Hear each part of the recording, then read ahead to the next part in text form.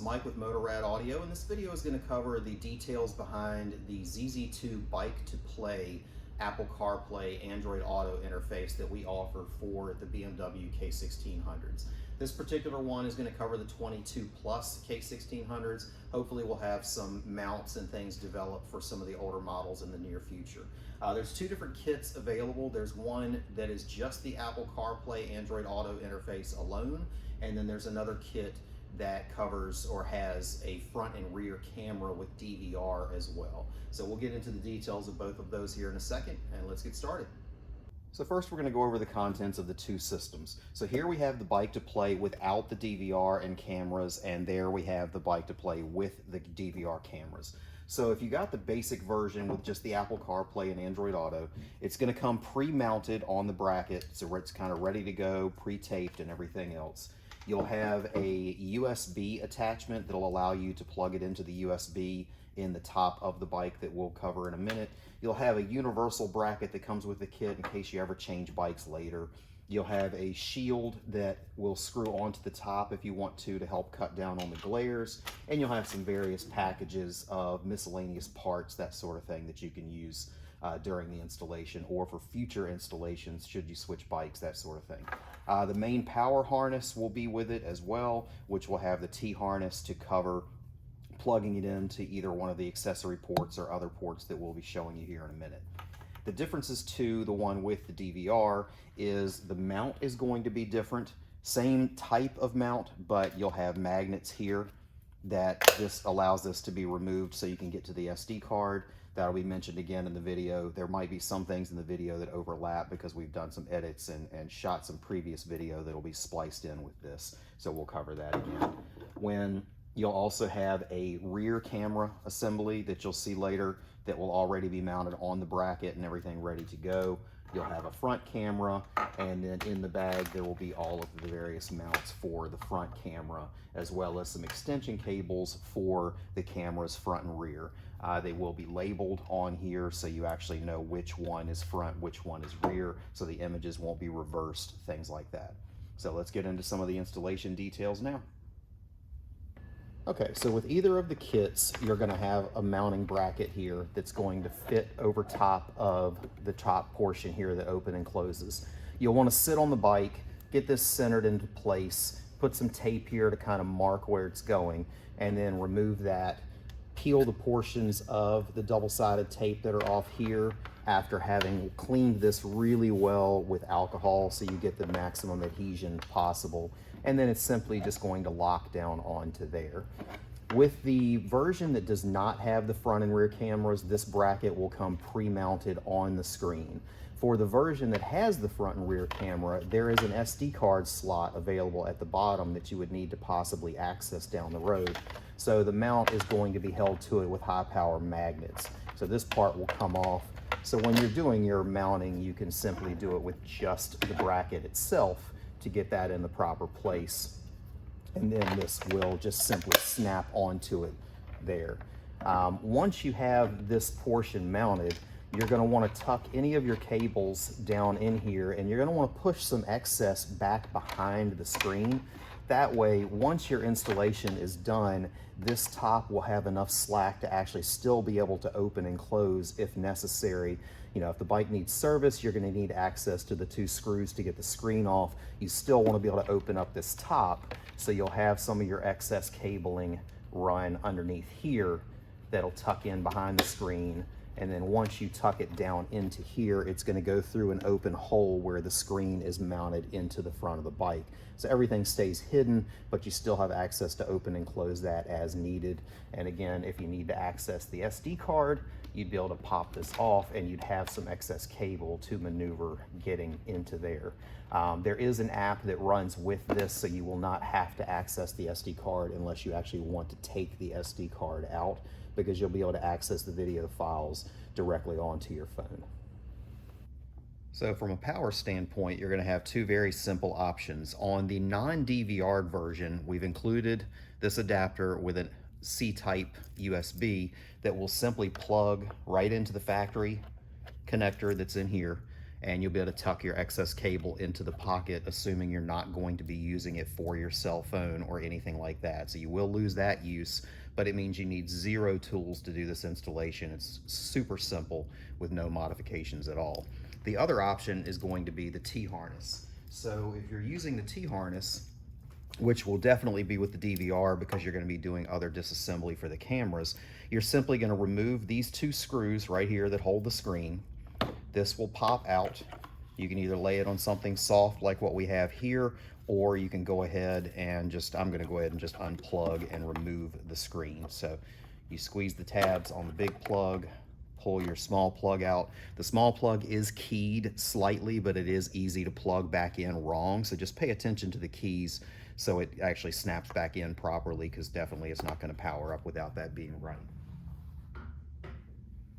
So with the screen out of the way, right here, ours is already unplugged, but you're going to have a factory 2-pin plug that is actually running power to the 5-volt supply that's here. But here it's 12 volts before it goes into this module that converts it over. So you'll simply unplug that. The tab that you squeeze will be on the back side of the plug. You'll unplug it. They're the exact same plugs that we have here. So you can't really get this wrong. You'll plug our long plug into the short one back into that one. That'll tee everything in so this stays still working, so you can still use this for your phone if you want to. And then you'll just want to bundle this excess cable up. There's a cavity right here that has plenty of space for the cabling and everything to go. The motor for the windscreen is in there. There's plenty of room around there, but you don't want to just jam all this in super loose and let it flop all around, because you don't want to somehow interfere with that mechanism. So bundle it up tight with some wire ties, get it tucked in there, tie it to something here to kind of keep it from flopping down inside of there over time and keep everything neat, and just kind of get it configured to where your screen will snap back into place. And that's it, you're done at that stage.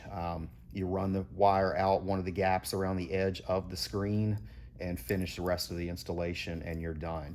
You can use this T-harness on one of the accessory plugs. So the only reason you would really want to do that is with this particular plug, the unit's going to turn on with the bike, and it's going to turn back off a minute after the bike is turned off like clockwork.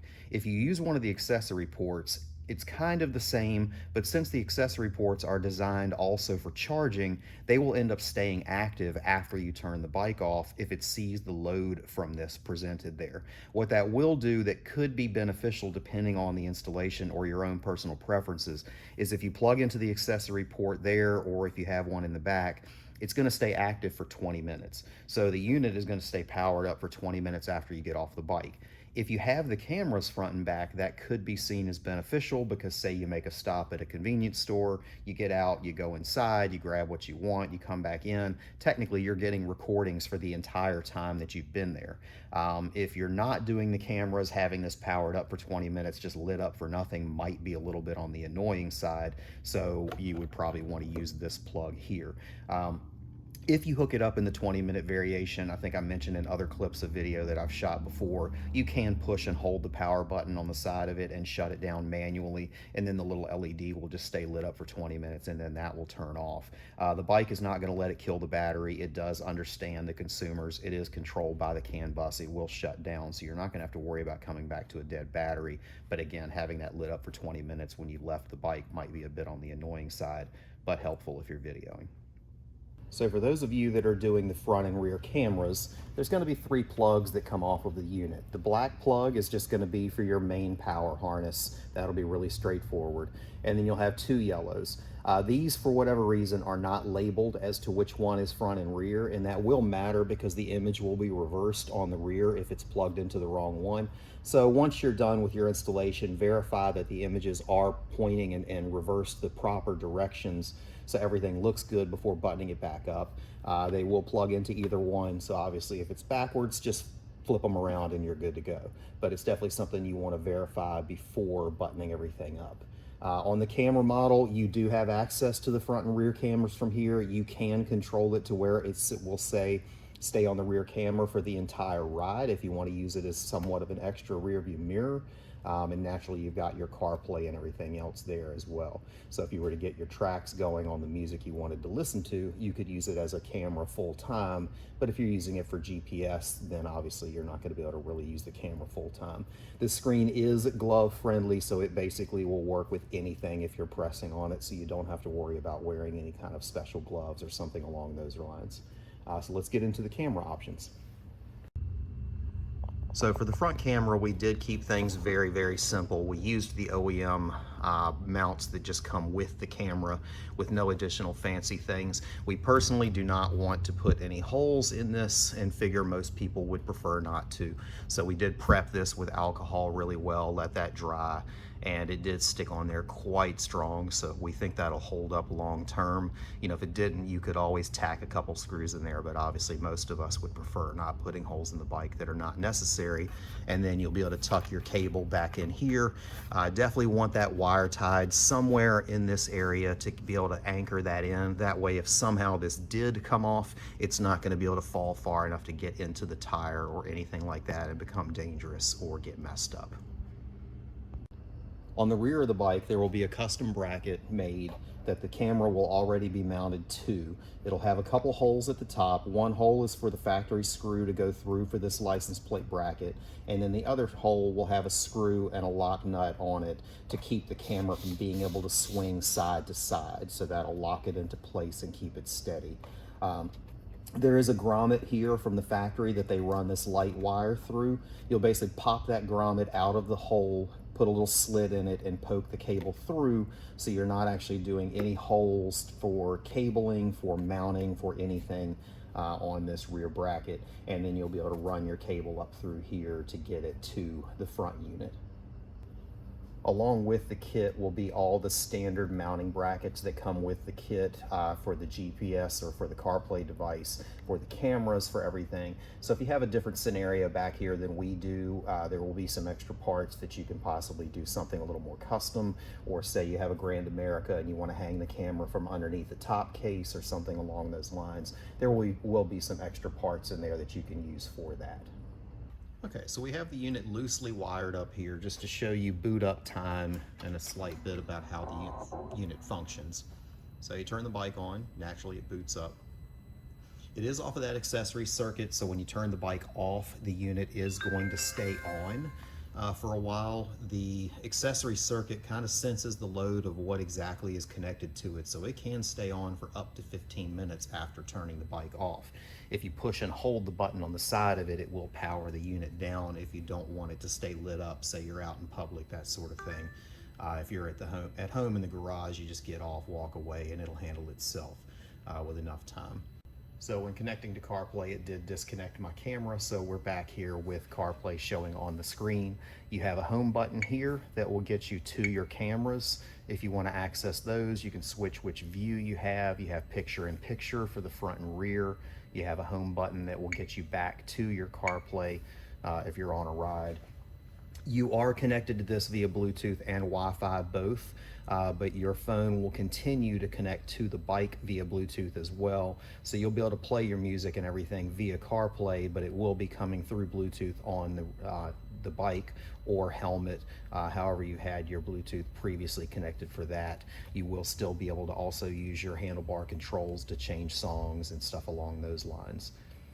We do have US-based tech support with us and ZZ-2 both. So if you have any questions at all on how to use the unit, if you're doing some preliminary research to figure out whether this is the right fit for you, feel free to reach out to us or to ZZ-2 to ask any questions you may have. We'll put a link in the video to show ZZ-2's contact as well as ours, and definitely reach out if you have any questions at all. Thanks.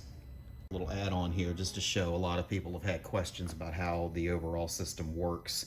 So we are currently connected via Bluetooth from the phone to the screen, just like we always have been on the bike before the addition of this. This essentially is coming on as a extra controller, so to speak, for the phone, but your phone connecting to here, connecting to helmets, anything along those lines will stay exactly the same as it has always been, but you'll now have the additional control of being able to use this to control that interaction. So say I'm on Spotify here and I'm listening to this song, I still have it displaying on the screen here. I can still turn volume up and down from the handlebars. I can hit next song, previous song, anything along those lines, just like it always worked before, but it'll also be displayed here. Say you are listening to music or anything through your headphone or through the factory interface. If, let's say, you're listening to factory Sirius XM or factory AM FM, this is not going to have the ability to butt in with directions because you're not actively listening through your phone.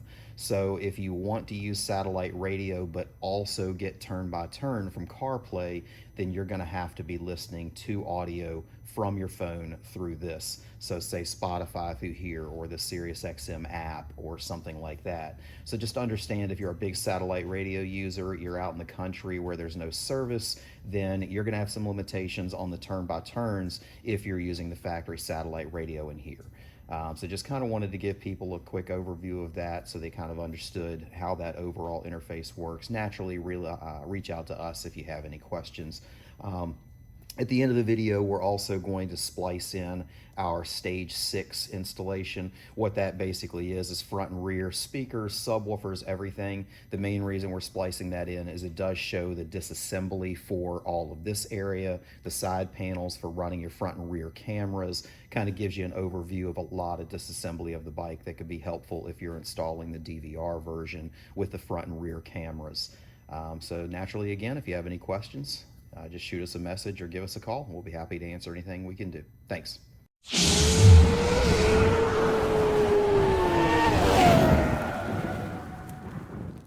Hey, this is Mike at Motorrad Audio. This video is going to cover the installation of our Stage 6 audio upgrade package for the 2022 and newer K1600B and Grand America. Let's get started.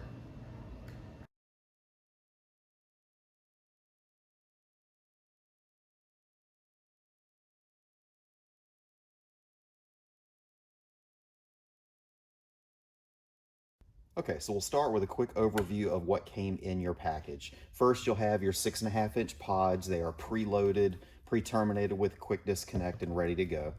You'll have your mounting screws and clips for this 2 speaker pods. They will be in the box with the pods, so keep your eyes out for that. You'll have your 4-channel amplifier. This is already mounted on its mount with pre-tuned for your bike and ready to go. Quick note on the wires that are here. You have an input which will match the same color plug on the harness that comes with it. You'll have an output. The front is going to be this white and gray that plugs into the T-harness here, and then you'll have a separate rear harness that will plug into the purple greens and go towards the back. You'll have a package with your fuse holder and some other miscellaneous parts in it. So inside of there, you'll have your fuse holder that's halfway connected and ready to go. You'll have a couple packs of dielectric grease that are used for the connections here at the amplifier that are not watertight from this manufacturer, so this helps kind of keep that a little bit more longevity there. You'll have a bolt and speed clip for mounting the amplifier. You'll have a ring connector that's for the ground when you run that to the battery, and you'll have another Allen wrench that pertains to the fuse holder itself.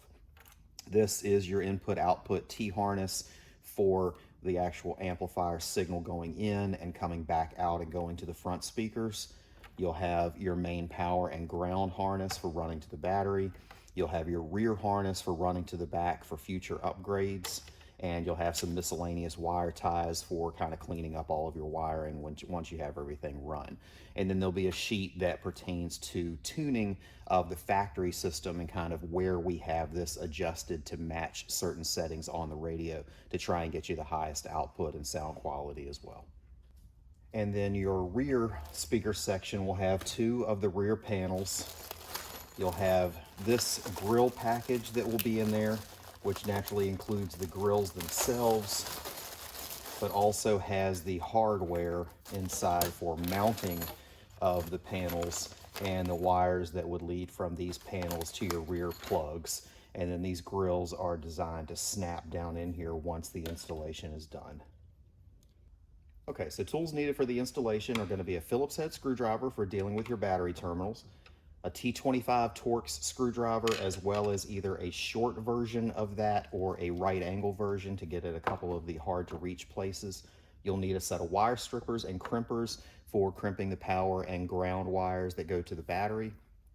You'll need a 1/2-inch wrench for mounting of the amplifier, preferably a ratcheting style because it is a very tight space and you get very small turns when you're trying to use a wrench on that. You'll need a set of flush cuts for trimming a couple little things behind the scenes nice and clean. You'll need a drill with either a unibit for modifying the front grills or a Dremel tool or something along those lines for doing that modification. You'll need drill bits for the mounting of the pods in the back or the panels in the back. And then for the cutting of the holes for those panels, you'll either need a jigsaw with some type of fine tooth bit in it or a Dremel again for cutting that round hole back there. And that covers it. Okay, so we're going to go ahead and get started by removing the front grills and the LCD screen to get at our front pods. So first thing you want to do is turn the key on. Go ahead and motorize your windshield up so you have access to these screws that are in the top. Once you have that up, go ahead and pop your top cover here. That way you go ahead and turn power back off to the bike. The windshield will stay up and you can access the top screws. One thing we definitely suggest for throughout the entire installation is find a place that you can put all of these parts that you take off of the bike that go with their associated screws, because there are going to be some screws that are varying lengths in various locations, and if your installation stretches out over a period of time, you may have a hard time remembering which screws went back in which location and which length. So it definitely helps to have somewhere that you can keep all that stuff isolated together. So the first thing we'll do is remove the top 4 screws here. There's going to be one right here, one here, and then the 2 that hold the top of the screen in.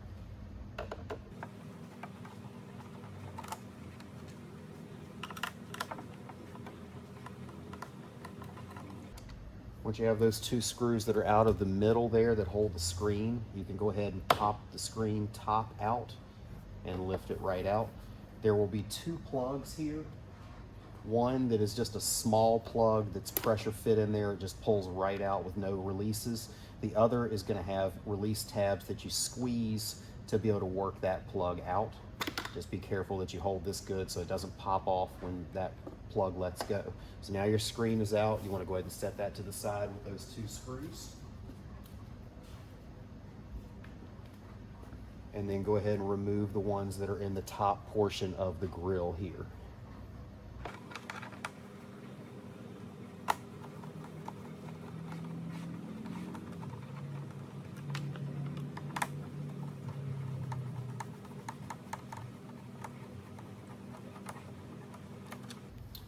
Once you have those 2 out, go ahead and remove the 2 silver badges here.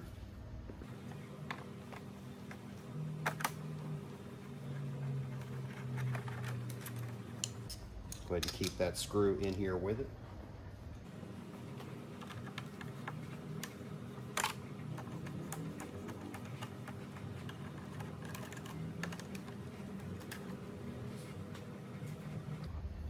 And now we'll move on to what we refer to as these little winglets on the side. So I'll take the camera off and give you a better view here. Okay, so our little wing here has a screw. It's right down buried in here.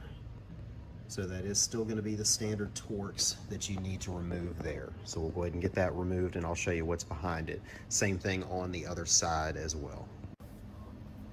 Okay, so you loosen that up a significant amount and that actually releases this piece here. It does come up this way and I'll show you the rest of that mechanism here.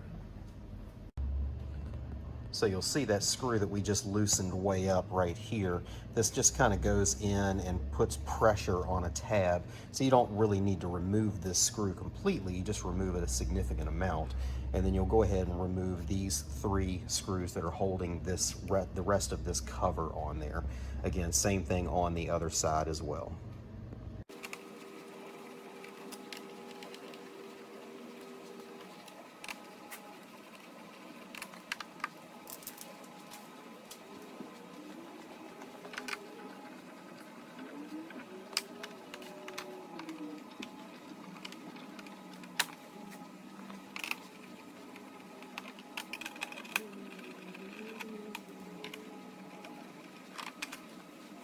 So now that we have both wings off, our next couple locations are going to be this piece right down in here, which goes through this little plastic kind of corner cap, so to speak. Again, those are on both sides, and then also our 2 screws here, 1 on each side. So we'll get those out and then move on to the next step.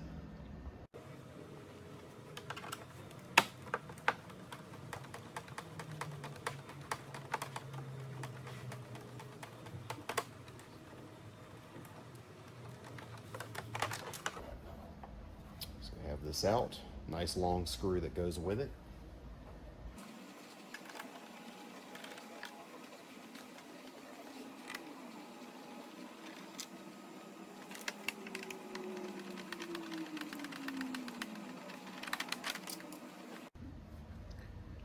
And now that those little corner pieces are out, you'll see the final 2 screws that you have to remove, one here and one on the other side for taking these off.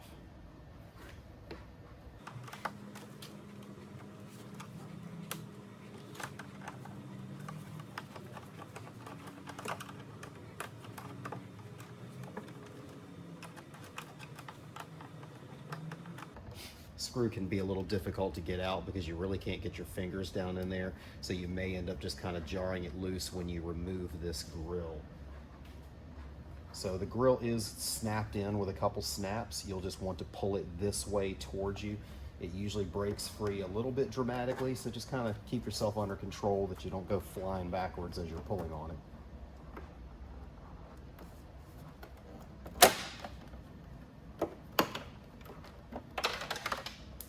There goes our screw that I couldn't get out.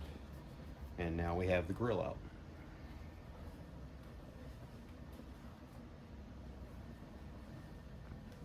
And we'll go ahead and pull the other side while we're at it.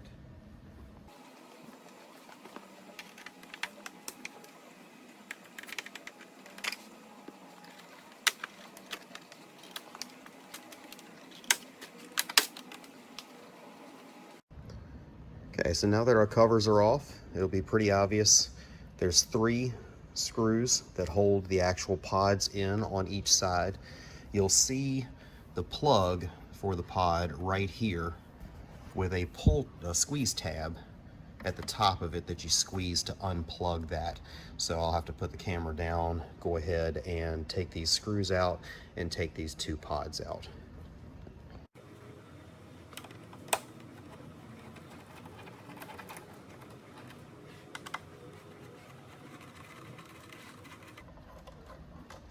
This one here is another one where it's hard to get your fingers in there, so it may be easier to get that out with the pod all in one piece.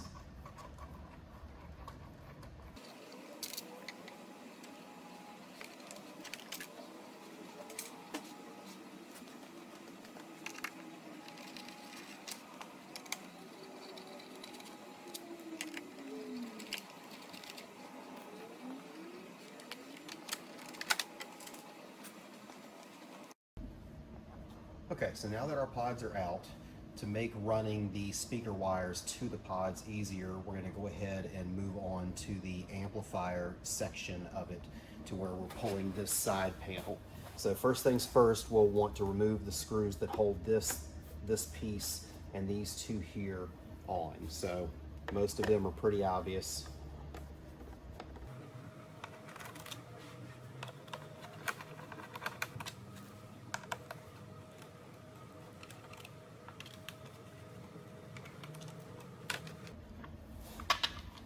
All of the screws in this panel There are two that are longer than the other ones, so you do want to keep track of that.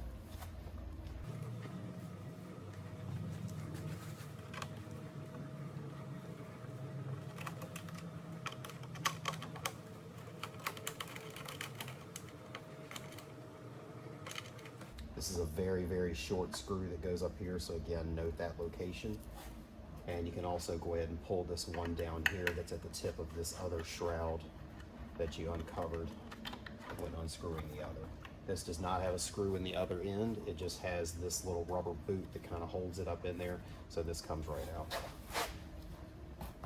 Your next screws related to this are going to be up under this front end, so I'll do something to kind of give you a shot of that.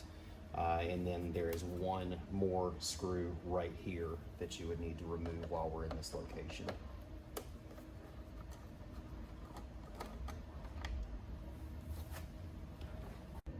Okay, so under here, there's a screw right here above the light, and then another one right below the light that hold the rest of this side panel on.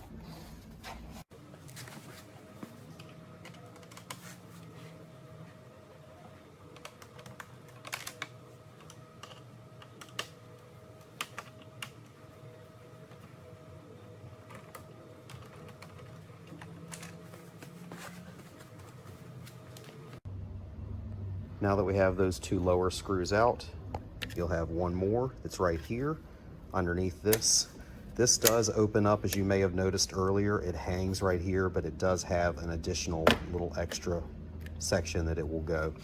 Right here is a little plastic, I guess you could say a little plastic rivet, but there is a very small dot in the center of that. You're going to actually need to push that with a pick tool or something to that effect to release this. So we'll get into that here real quick and kind of go over the details of that. So with our little plastic rivet here, usually just take something like a pick tool, push right down on that center.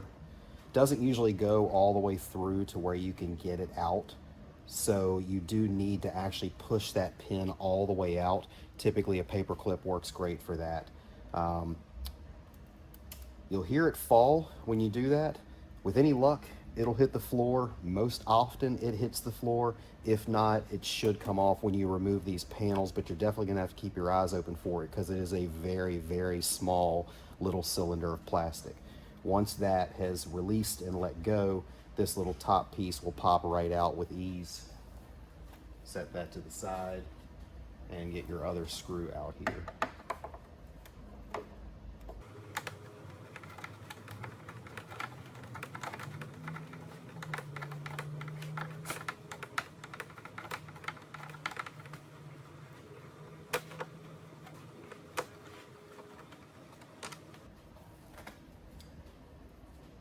That is a fairly long screw, which is very different than all of the rest of the ones.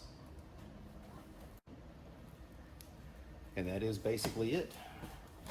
This panel will then pop off. The screw that I dropped earlier falls out, and you are ready to go for the amplifier portion. And just for a visual, the piece that pushed through and fell to the floor is basically that. So there's not a whole lot to that piece that you need for that center pin. So now that you have the side off and the speakers out, the next thing is going to be running the input-output harness that comes in the kit. So what that is this harness that's in the box. These two plugs are going down to the amplifier. They are the input and output of the amplifier for the front channels. You have these two here. These white plugs are the BMW plug that is included on the pod that you just removed. So these do plug right back into the factory plug that is in there right now. And this new plug is what's going to our new pod. So the shorter version, of course, is going to be right here closest to the amplifier. The longer end is going to reach across to the top. And I'll show you where these wires are supposed to go. So your amplifier, move this back in here. Your amplifier is going to be nestled right here between the brake system and the front with the bracket that holds it. So we'll get to that in just a second, but you're gonna need your wires to shoot up in this area. So the easiest thing to do is grab your harness with these ends, and they will fish right down through here to that other side. So it's going to be fairly easy to feel your way through here once you, once I can put the camera down and kind of show you fishing that through. And then you'll have your shorter length of wires that will come in here. This will plug into the OEM. This will be there for the new pod, and then the longer one will run across and tuck behind here to the other side. So you'll just want to bring that through the channel here and kind of keep it out of the way of your pods as you do so. So we'll go ahead and get started with that. Okay, so you want to bring these two plugs down into this area. So you'll bring them in from the top. There's a couple different locations that you can run these through, so you don't have to be too terribly picky about where they're going there. It'll fish right down to here, so they're right there to plug into the amplifier. And these will be right here to plug into that speaker. All right, so we'll go ahead and plug that white OEM plug back into the OEM plug that we unplugged from earlier. And we'll take this end, route it up behind where the LCD screen would normally be.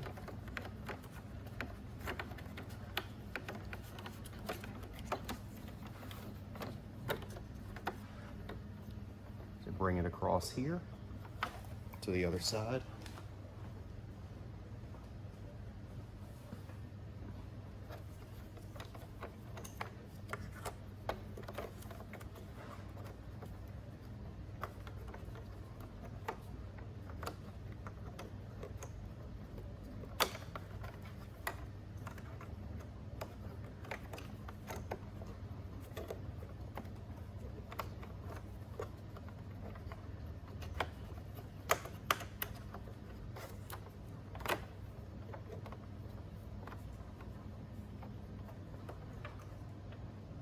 Plug in our other side to the OEM plug as well.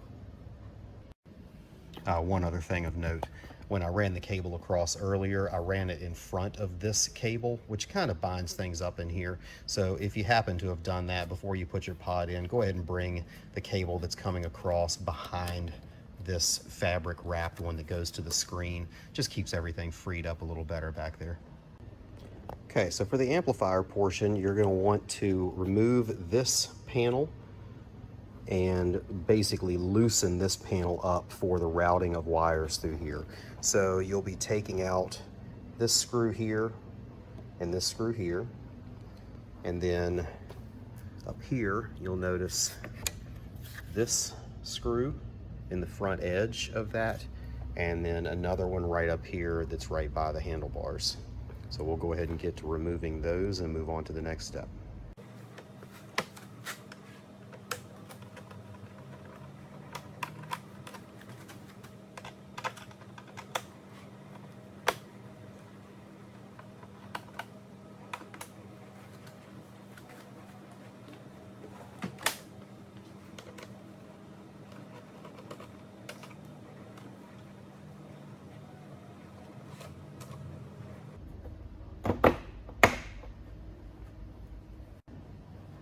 So now that you have those screws out, you'll need to remove this top cover. It does have one of the antennas to the system that is connected to it that you'll need to unplug, and you'll also need to cut a wire tie that is holding that plug in place. So take a set of wire cutters, snip your little wire tie that's down here holding that pink looking plug, squeeze the tab and unplug that, and this will come out. This is actually the FM antenna. I'm sure plenty of people know that these bikes don't have the greatest FM reception. That's all you got for an antenna, so that does definitely help contribute to that poor reception. Okay, so now that we have those screws out and this top piece popped off, you'll notice there is one more screw that is holding this top portion of this that's exposed. So you'll want to take that screw out as well. We're not fully removing this side panel and all of this stuff. We're just getting this a little bit loose to where we can get behind there, routing our wires up and through.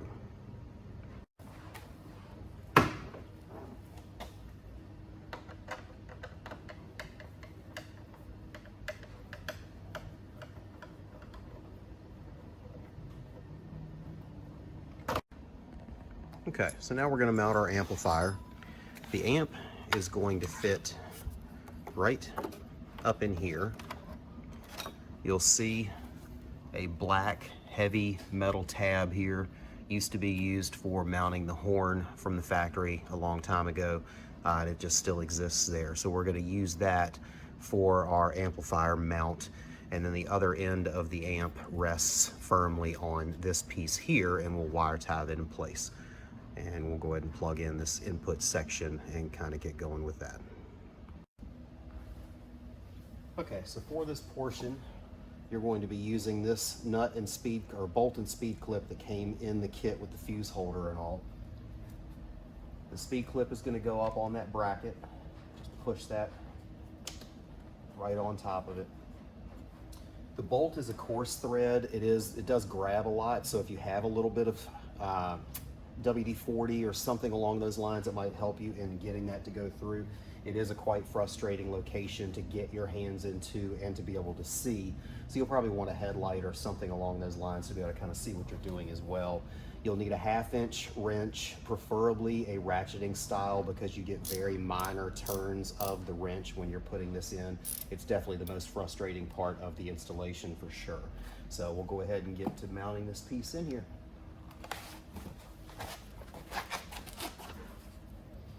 So the amp will rest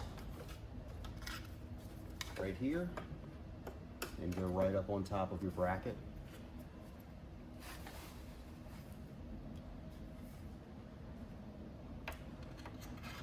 Very close quarters, so I apologize for any of y'all with large hands. This is going to be a challenge. I don't have large hands, and it's still quite challenging to get in here and get this mounted.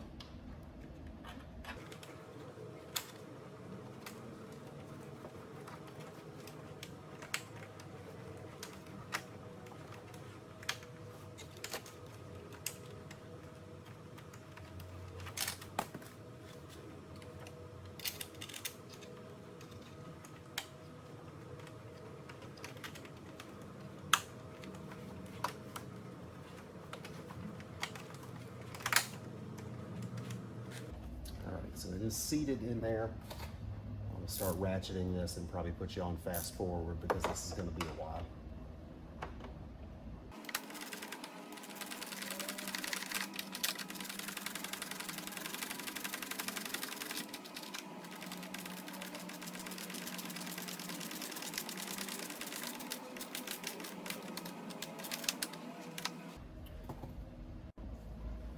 Okay, so now that our amp is mounted, you'll want to put a wire tie right here to this other foot to hold this end of it from being able to kind of wiggle around. This is the input plug to the amplifier. It has a matching white plug here that came from our harness that ran up to the top. So you'll basically just take some of that dielectric grease that we supplied, just as a little extra precaution. Squirt a little bit of that into each of these plugs, or each of those holes. Plug that harness in and it's ready to go. This is the front output of the amplifier. The white and gray wires in the bundle, those are going to plug to the same black plug here, and that feeds back to the new speakers. So same thing, put a little dielectric grease in here.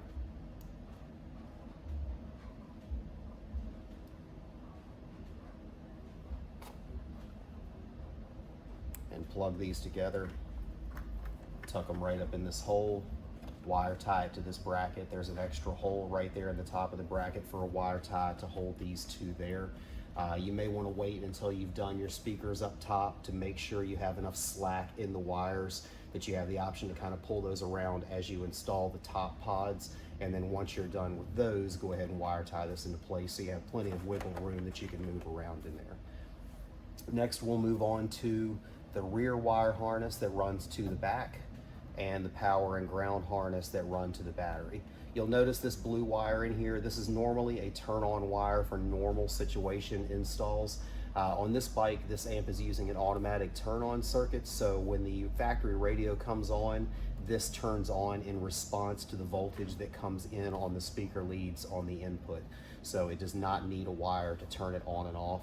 That also means as soon as your radio is off, this turns off and there's no draw on the battery when the bike is sitting around. So it does have an automated circuit for turning itself on and off. So we'll move on to that step. So the general idea of running the power, ground, and the rear harness is that they are going to feed up through here and then fish underneath there up to the top and underneath this panel down along and tucked underneath this gap here on top of the gas tank. And then they'll come down, come out at the bottom down here and run right to your battery for the power and ground, and then your rear speaker harness will continue on and go through here up to the very back of the bike. The one big thing here is that the rear speaker harness has two ends. It has one end with your right and left that are back here to be able to a quick disconnect for servicing the bike. And the other end is what feeds into the amplifier. So you're actually going to be running this rear speaker harness this direction with the small plug, because trying to fish these two larger plugs through a lot of these channels is challenging, to say the least. Frankly, it's a little challenging just with the 4-pin. So you will be running one wire from back to front and the other from front to back. So it will be a little bit odd that you can't just run them together. So we'll go ahead and get started on that. Okay, so we're going to be running our rear harness from back to front. You'll basically fish it right through this little hump where all the other wires are going. Pretty straightforward to bring that along with the other wire bundles that are there. Once you've pulled the length of the wire through, you want to make sure that you leave enough length for your right and left plugs to be able to reach to the plugs that will be coming to them later. So don't pull too much of it through. Leave yourself a little wiggle room back here, and go ahead and throw a wire tie to hold this in place where you want it to be.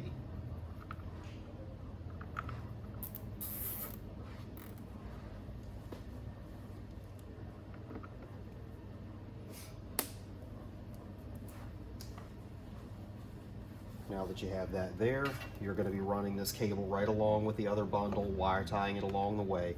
We're going to need to pull these 4 large Torx bolts that are shooting through this apparatus here. That's going to loosen this particular piece here up to where we can lift it up a little bit for routing the plugs underneath it, and then tighten it back down when everything is done. Okay, to pull those Torxes out, ironically, you need to move this out of the way, which is a free Torx screwdriver if you don't happen to have one for the previous portions of this installation.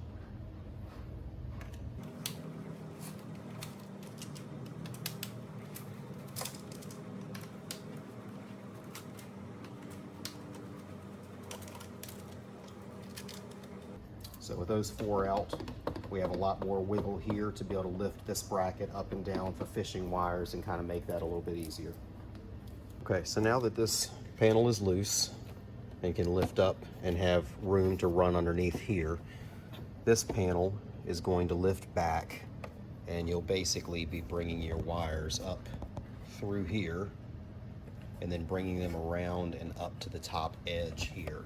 So along this edge, there's a decent little gap underneath it that goes up underneath this cover here. But when you snap this piece back down on, it'll basically hold those wires in that channel and keep them from sliding back down into, just in the way in general. It's definitely easier to not pull this entire panel because of the gas cap and everything else. If you want to go that far, you certainly can, but tucking them up in here does really well as far as holding those wires in place. So we'll go ahead and get to running that rear speaker wire harness up through there, and then we'll get to the power wire going the other direction.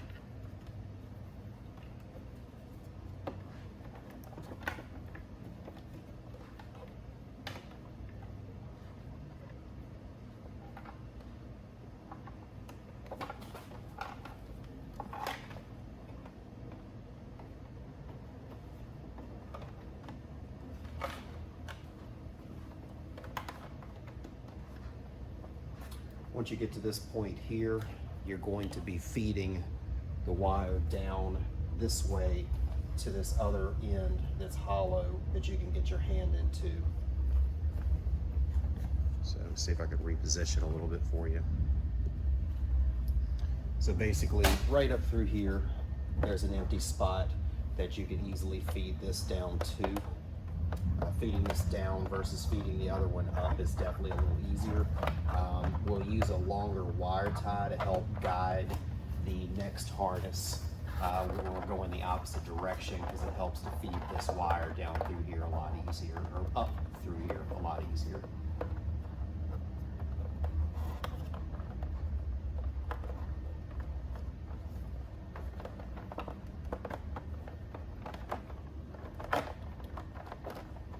So now we have this down through. It's ready to go right here and plug into your rear output. Don't forget to put a little dielectric grease on there again for that long-term corrosion. And that portion is ready to go.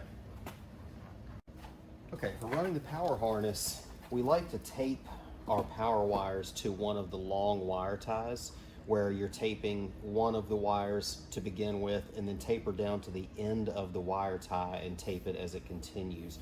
We keep the wires separate because it makes it easier for pulling these things through without as much resistance. So we'll get to doing that. Again, right through this same opening here, you'll just fish your wire tie up through that hole, grab it on the other end, and pull your wires through.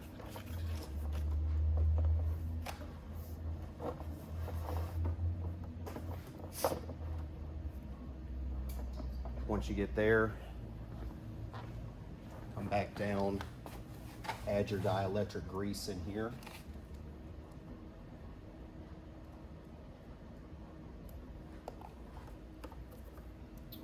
And plug your plugs together.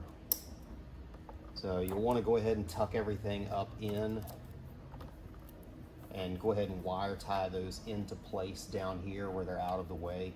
That way, as you're running your power and ground the rest of the way and tucking everything, you don't cause any extra pulls down here that restrict where you want to actually tie these up. So we'll get those tied up and then we'll continue on with the path through here.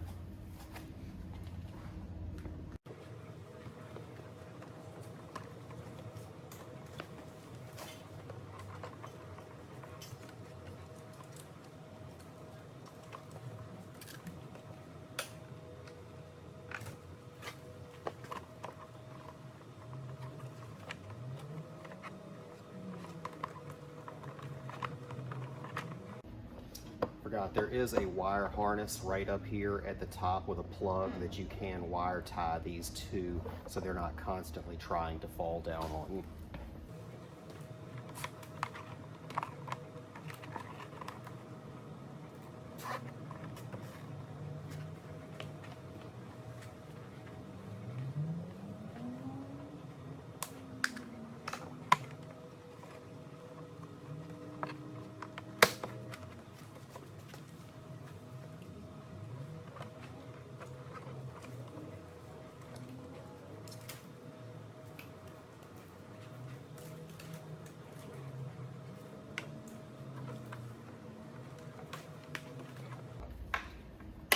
Once you're down here near the battery, you'll want to loop these wires underneath this really heavy wire harness that's there. That way they're not running over top of that and kind of a little more exposed, so to speak, visually, and make it in the way of bind up on the seat a little bit.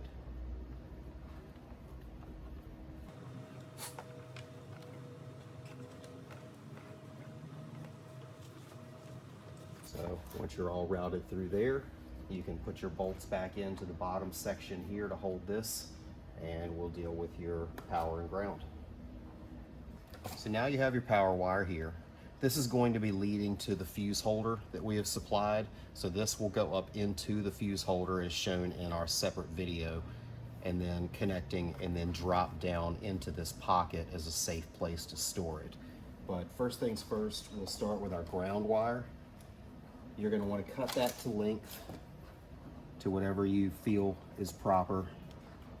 Give you a little bit of wiggle room in here for future servicing, that sort of thing.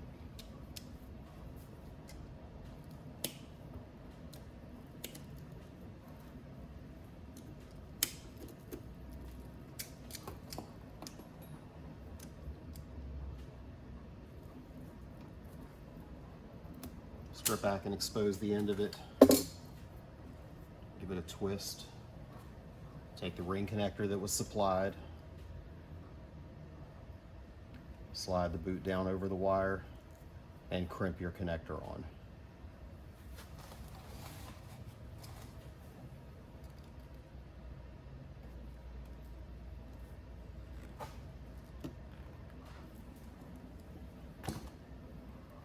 Give it a tug, make sure it's got a good crimp. Slide the sheet back over it, and you're ready to make that connection.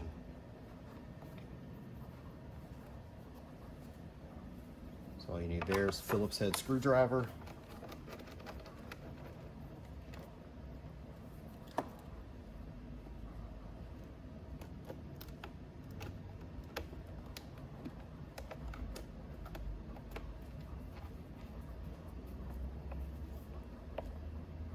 And our ground is done. So for the power, you're going to be pulling this back, popping the cover off here.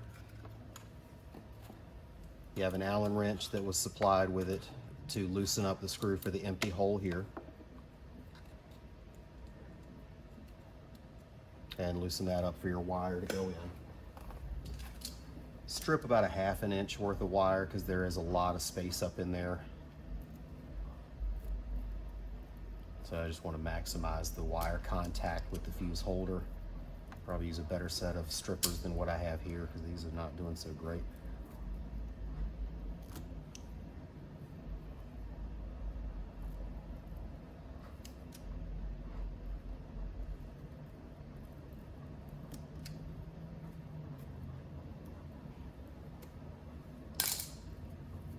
Once you have that, once again, give it a twist. Poke it through the rubber seal here at the bottom.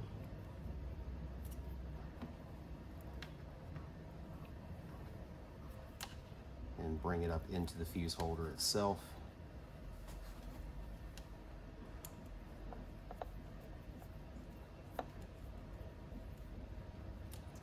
Crank that Allen head down on it pretty good. And slide this boot back up in it to seal that up watertight.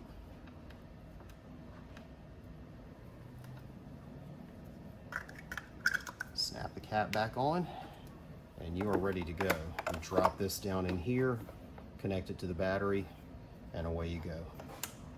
So I'll leave that disconnected for now, but that'll be the final step once everything is hooked up and you have your speakers installed. Okay, so moving back to the front speakers here, we're going to need to remove this bracket on each side of the bike to make room for those 6.5 inch speakers.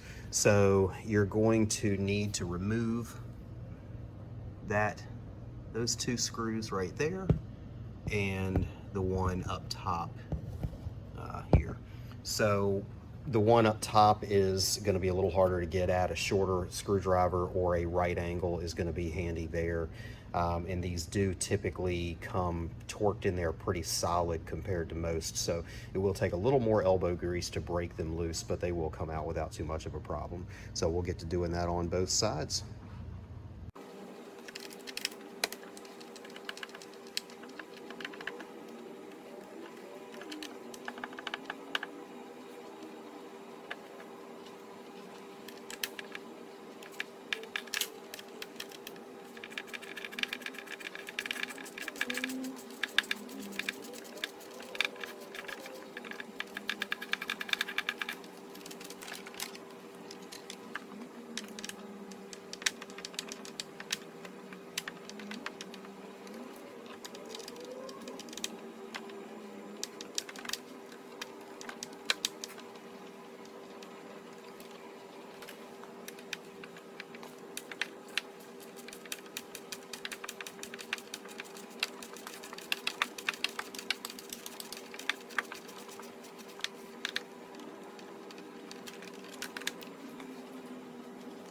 Okay, so now that those two brackets are out, there's going to be a couple little minor modifications to make behind the scenes. One is going to be this antenna connector here. You're going to want to clip this wire tie to free that up and get that wire tie out of there, because our new speaker is going to be right up to the edge of this. It barely fits. So this you'll need to bring up and wire tie out of the way so you have plenty of clearance for the speaker going down in there. And then on the other side, you're going to have this plug right here behind this panel that is going to be in the way of the new pod going in. So you'll need to get this plug off of this little plastic tab and then cut this plastic tab off so the speaker pod can tuck up in there. So we'll try and get you an after shot of that. It's going to be something that's hard to get at in video, but this plug will come loose and then be tucked up here out of the way so it doesn't interfere with the pod. And then the plastic tab that it's mounted on, you're going to be cutting off with a pair of snips or any other type of tool you may have to do it. Okay, so you can see now, popped that plug off and then tucked it up into this cavity here. So this is the plug right there, still serviceable and all, just tucked in a little more behind the screen. And so now you're just going to be snipping off this little plastic tab that's there. It doesn't have any structure for anything. It was really just a place to mount that wire harness. So you just need to cut that piece flush off. Okay, so for this side, we're going to start with a couple steps. You have our double-ended threaded rod here that was included in with the speakers. That's going to go in the middle of these three screw mounts that you took that bracket out. So the one that's in the middle towards the front, you'll screw that into. Try and screw it down as good as you can. It does start to grip after a while, but that's going to be a guiding stud for the pod that's going in. You'll want to remove this piece here and take the speed clip that we included in the package and slide that over here for the new screw to go into. Just gives you more wiggle room and more ability to actually get the pod mounted.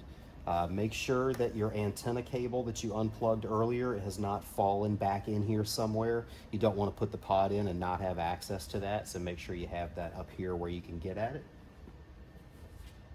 And then grab your left side pod, which will be the one with the tab pointing this way towards me.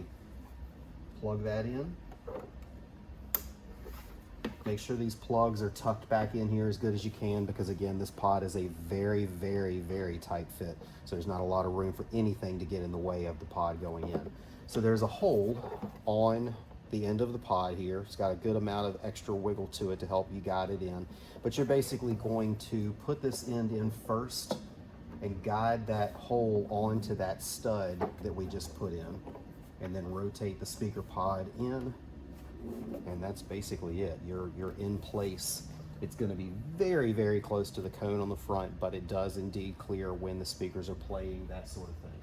So take one of those inch stinger screws that we included, drop that in here, and then grab your Phillips head to tighten that back down.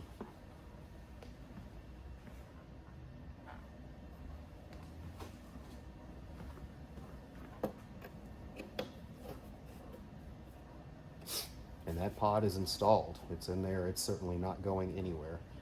So we'll move over to the other side, because that one was a little bit different than this side. So over here, we have our tab cut off that we talked about earlier. You want to screw the stud into that same location. So this front middle location here.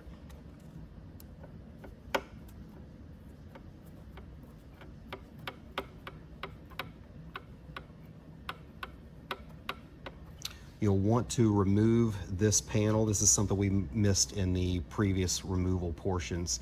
So you'll be taking this screw out and this screw out and just moving this back a little bit so you have some room to work with your pod going in here.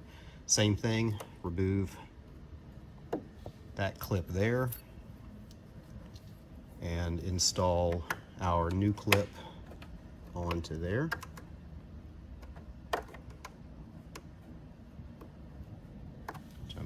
very hard time doing it this angle while holding the camera, so I apologize for that.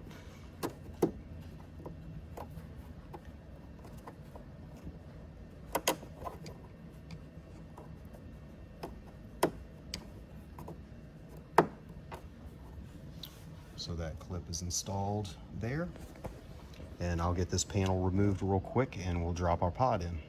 So once you have that panel disconnected and moved back, you'll notice this is your AM antenna that is plugged into in the same scenario as the other side. You have your AM antenna portion there. So just get this tucked out of the way. You can certainly snip that wire tie and take it and unplug it completely out if you don't feel right about leaving it connected for the moment. But it just gives you some extra room to wiggle that 6.5-inch pod in. Okay, it's the same scenario here. Reach down in and grab the plug that you previously ran. Plug that in, make sure it's tucked way down in there and none of the cables are in the way. Locate that slotted portion there.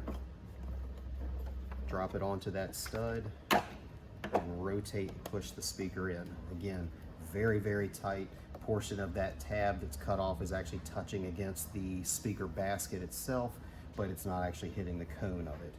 So grab your Phillips head screwdriver and screw that we supplied.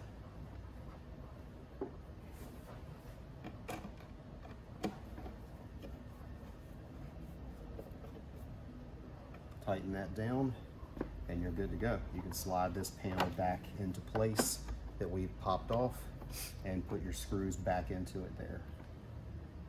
And the front speakers are in. We're not going to do reassembly on it right now because we have a lot of other things to do to this bike, but reassembly will be in the reverse order of how you disassembled it, so it should be pretty straightforward. Before putting everything back together, we do suggest popping your screen on, just loosely snap it on here, power everything up, make sure everything is good to go before you reassemble this stuff here. All right, so this is Mike with Motorrad Audio showing how to do the grill modification that you would do when you're installing our 6.5-inch pods. This isn't required, but if you notice the opening here is not really very large because they're anticipating that small little speaker of theirs getting clearance. So it definitely helps if you open up some of these channels through here. You'll want to do that with a Dremel or a drill. The example I'll show you in a little bit was using a drill on it just because we assume most people would have like a step bit or something along those lines to do it with. If you're handy with a Dremel, you can open it up even more and a little more neatly. The main thing is that you're going to want to leave these ribs in here because this fabric, as you'll see later, is basically just held on by this. So you don't want that drooping down on you later by over modifying this and kind of giving it that space to move as heat softens up the adhesive or what have you over time. So we'll get to disassembling this. There's a couple Torx screws here, and there are a couple Torx screws here that you'll need to remove. You do want to pay attention to these because these two are slightly shorter than these two. So you want to make sure you put them back in the right place. I'm not sure if you put a longer screw in here, if it may perhaps dimple out the other side by accident or something along those lines. So we'll get to it. And by the way, this is a T20 bit.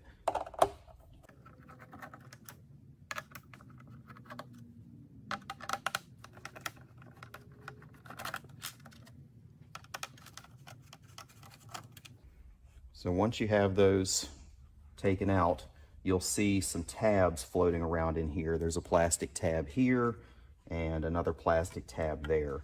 If you push, or actually 3 of them, there's another one along these down on this end. So you want to push these tabs to release this grill away from it. You'll have to do a little bit of massaging to kind of get that apart as you go along through here.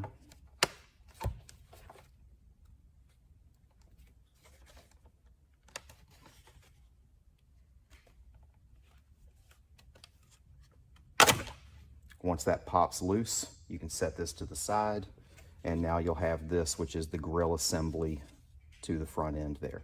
So what holds this together is basically the grill goes through a whole bunch of slots here, so you'll need to bend these tabs up as you go around to be able to release that front section. So you can use a flathead screwdriver or whatever kind of tool you've got. Some of you may just be able to do it with your fingers, depending on how tough your skin is, that kind of thing.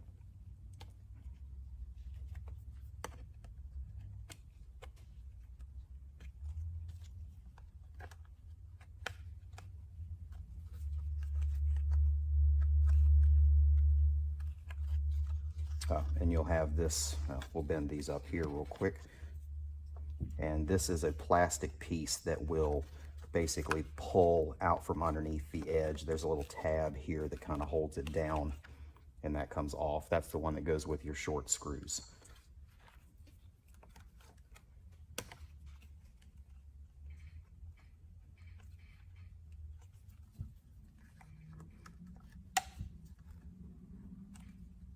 Once you have all these bent up, you'll just kind of want to slowly work your way around the grill. Try to be gentle with it. Try to work with it as much as you can. You don't want to be too rough and accidentally bend part of the grill or something and change the good cosmetic of the bike. So just be patient as you go around.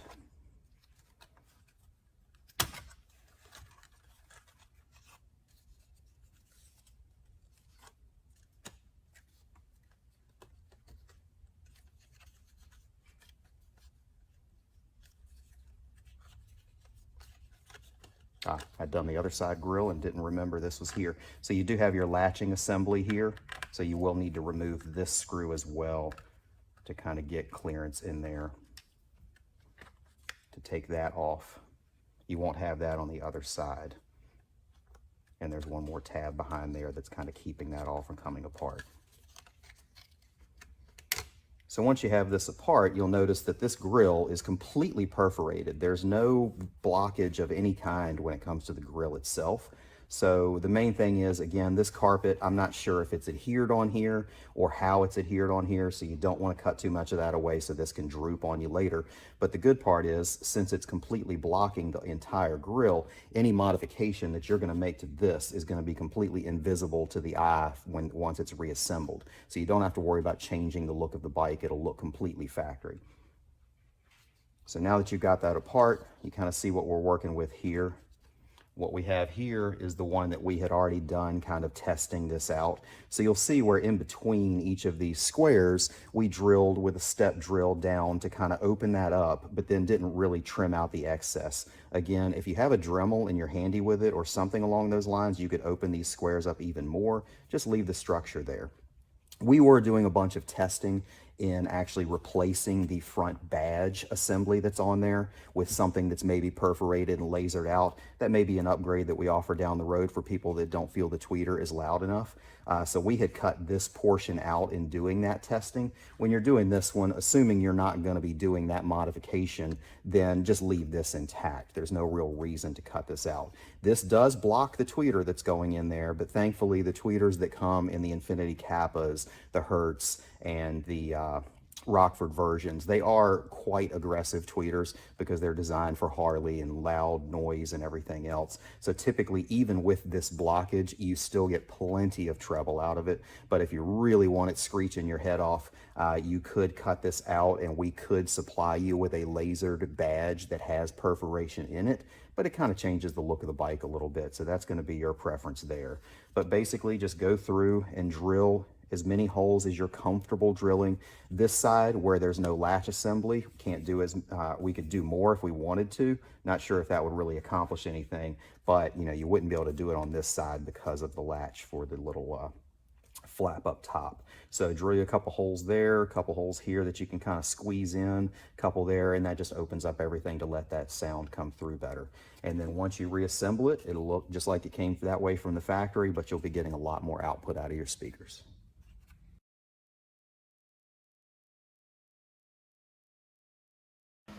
Okay, so for the bag removal, if you're installing the rear speakers or the subwoofer package, you're going to need to take both of these bags off.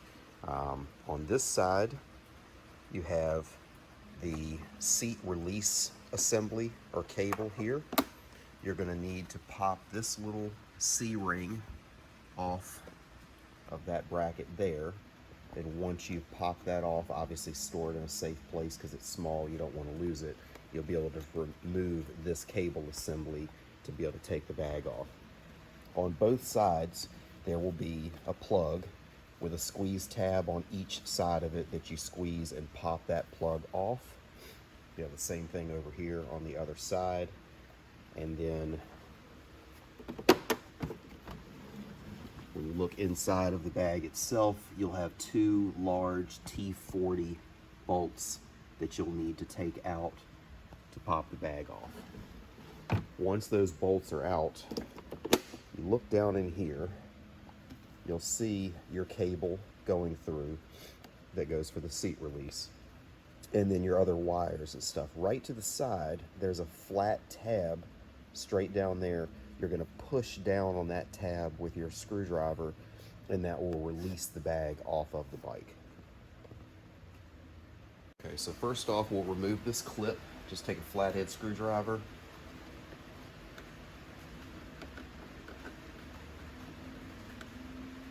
Get underneath the corner of it and pop that right off. Obviously, put that somewhere safe. Now just push the mechanism towards you, or towards the back. That'll allow you to release this and pop this off. Obviously, don't put your seat back on until you have this stuff back together, because you will not have your release to get the seat back off. So if you snap it on here, that's going to be a pain in the neck, to say the least. So you want to make sure this is definitely put back before you put this seat back on. Reach through here, get a squeeze to those plugs. Oftentimes takes two hands to try and get in here and squeeze both of them. And release that plug, and this bag is ready to come out once we take those bolts out. Okay, so I've removed the two T40 bolts that are in here. I'm just going to take my screwdriver, push down on that tab. You'll hear a little click, and your bag is loose, and off it comes. Okay, so now that we have our bag out, we're going to work on installing this panel right onto the top of it. Everything that you're going to see in this portion of the video is going to be exactly the same on the other bag. The only difference is the other bag will have the heated seat switch right here, that when you're doing disassembly, you'll need to unplug that. Otherwise, everything else is going to be exactly the same. So first things first, I would suggest taping this area off. Our panel fits along these lines, but it's going to be easier to mark the places that you're drilling and or cutting out if you have tape, and you can actually mark that with a Sharpie. So we'll get this taped off roughly.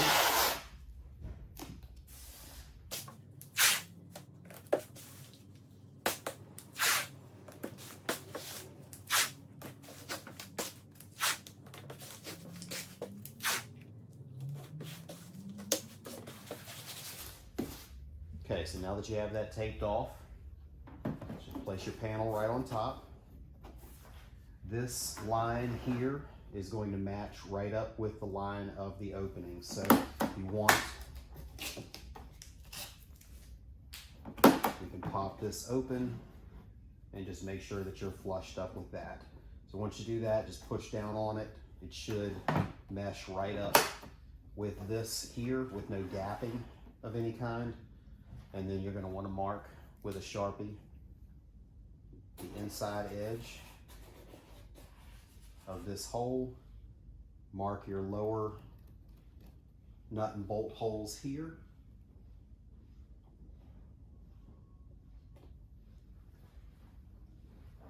And also you're going to want to mark your screw holes. Now your screw holes are a lot deeper and not something that a Sharpie is going to go through. So there's a number of ways you can do this. You can take something like a pick tool and poke that through there and kind of jab down in to leave an indentation where those are at. You can take an ink pen apart and take the inner portion of that. That will fit down through the hole. Or you could take a drill bit that fits. I would not suggest drilling them with the drill, because the chuck is most likely going to hit this portion here, and it's definitely not something you want to knock the paint off by accident. So if you have a drill bit that fits the hole, just push it down in there and kind of turn it by hand so it'll score the tape. So in this instance, I'll do the most basic of the basic and wiggle around an ink pen inner here, just to show practically anything can get the job done for you when it comes to this.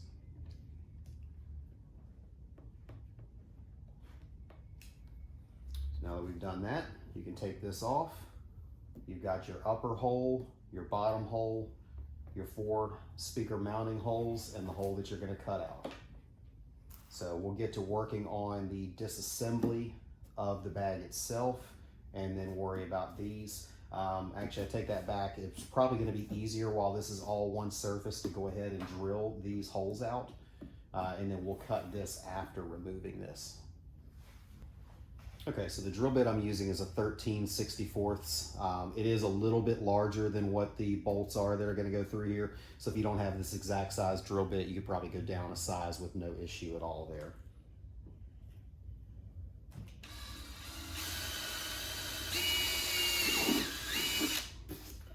Obviously, there's nothing underneath any of these spots that you have to worry about. You don't want to ram the drill through there because eventually you would hit the inner layer of the bag, but you definitely have plenty of wiggle room to spare.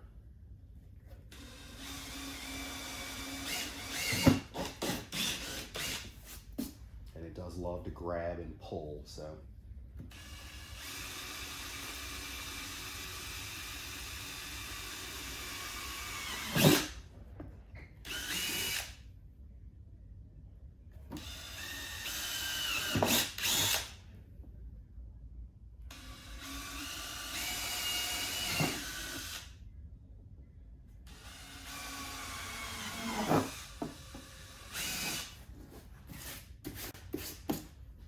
Okay, so with those all drilled, we'll get to disassembling this.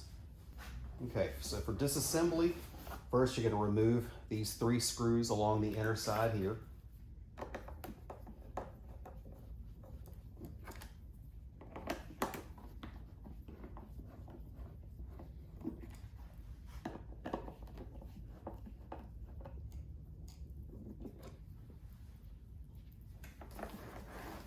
Turn this towards you.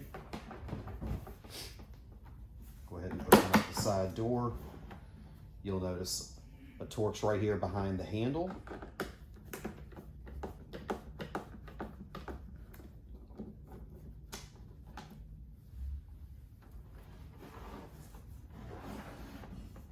And then a row of them going up the side here. You'll also want to remove them from this tube, the two from this shiny panel there.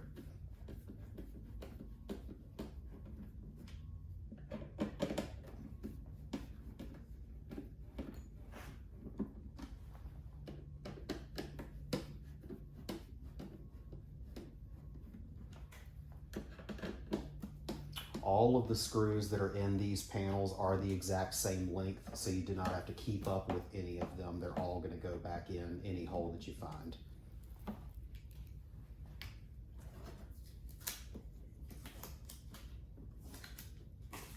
So once you have all those off, you're going to pop this panel here up. It does have a clip, a couple clips in the back corners here and here. So those are going to unsnap. And then there'll be one more screw in the top here that holds this top panel on.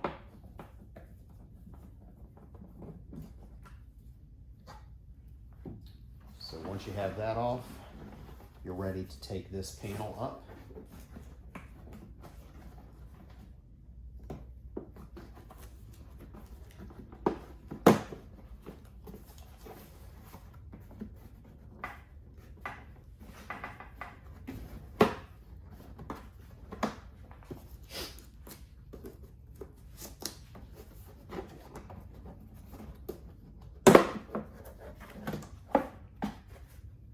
And now you're off. So you can do your cutting of this hole without having to worry about damaging anything related to the bag.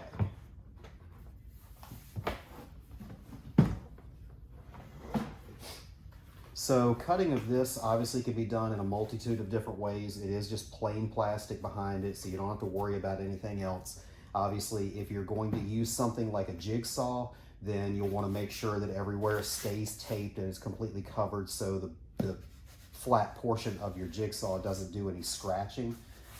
You can use something like a rotozip or a Dremel. We have an air tool that we do this sort of thing with. So there's a bunch of different ways you can do it depending on what tools you have. The only notes really would be to either stay right on the line or even just a touch on the inside of the line. you want to go ahead and leave plenty of meat on the plastic there for your nuts and bolts that are holding the panel on in this portion. If you go to the outer portions of the line, you make that fairly thin and you have to worry about strength. So we'll get to cutting this piece out and then move on to the next step. Okay, so now our hole is cut and our tape has been removed, and it's time to start working on putting the panel onto this panel.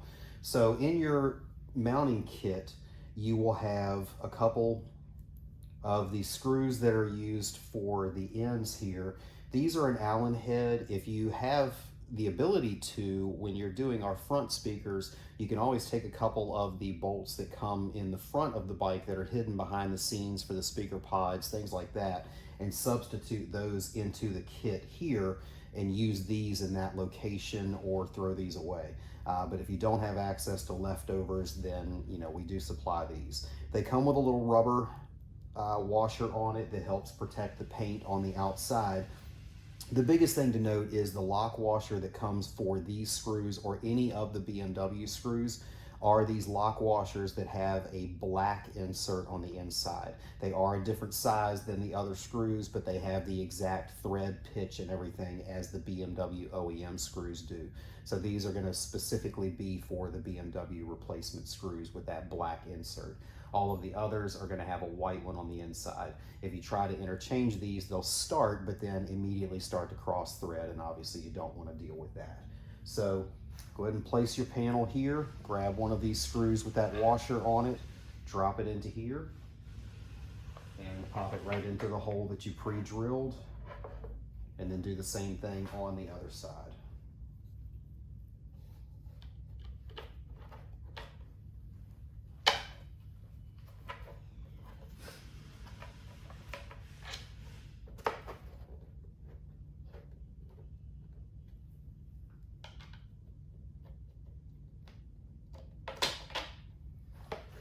So once you have those in, you can go ahead and loosely install the nuts on the other side.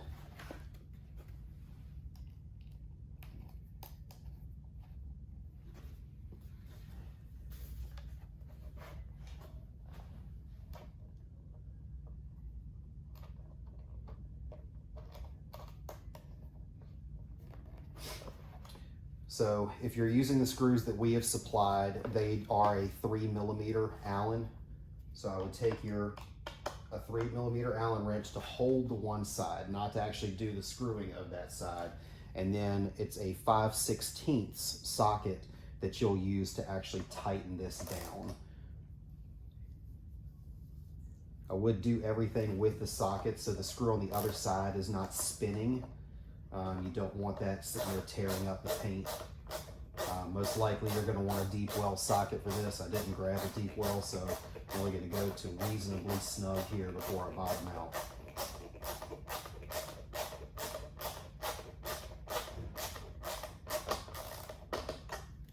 That's about it for this side.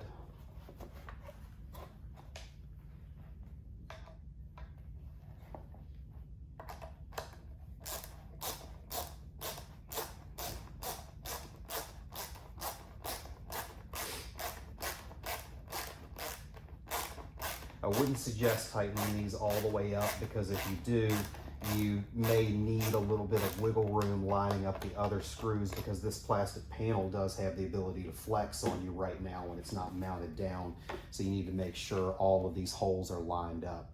So I would have everything kind of nut and bolted through before doing the final tightening of those.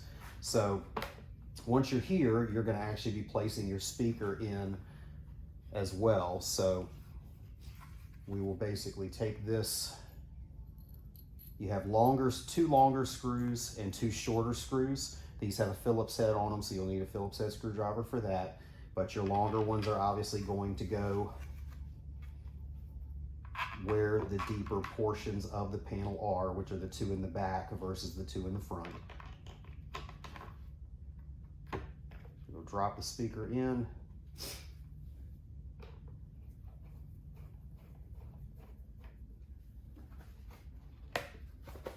Sure this lines up.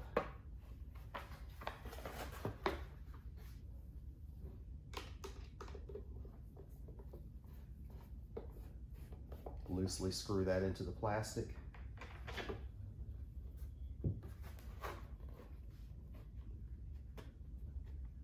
Same thing with this one.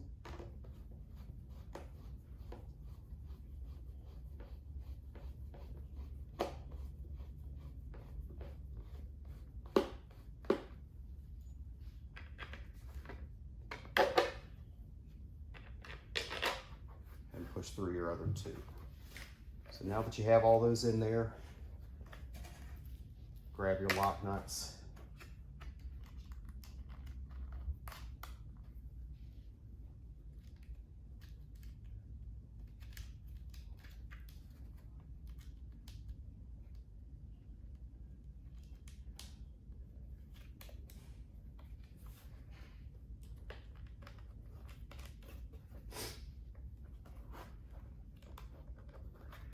Loosely install those. And now technically everything is all lined up and in the proper space. So now you'll just need to tighten all of these up. These, it won't matter so much. You can either tighten them using a Phillips head on this side because you're not worried about really scarring anything or messing up any paint or something like that. So these nuts here, they are going to require an 11/32 socket or wrench to hold these in place. So we will get to tightening those up. Okay, so everything's tightened up. No need to tighten these extremely tight. I mean, they do have those nylon lock washers, so or lock nuts, so they're not going anywhere, but just get them snugged by hand and everything will be good. So before putting this back on here, we need to go ahead and prep our wires for this. So we'll bring the bag back forefront here.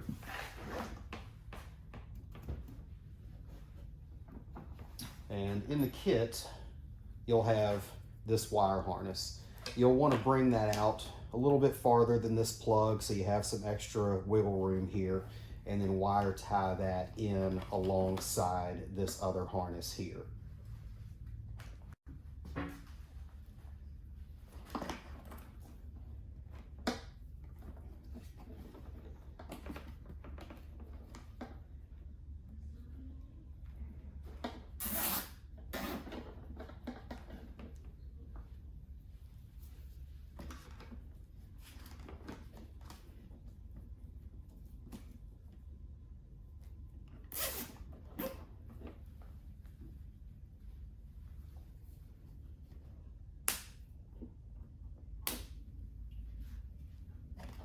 Okay, so again with the speakers, you'll have this, which is your crossover.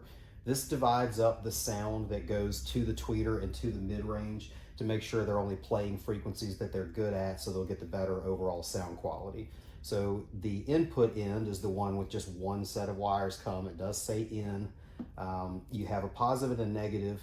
They are marked as far as which one is positive and negative, but the smaller of the two is actually your positive instead of the larger. It's backwards because that's the way Harley Davidson does it, so these are made to plug into Harley. I do suggest just yanking this rubber boot completely off of the small one. You can leave it on the other one if you want, and then they will plug into here.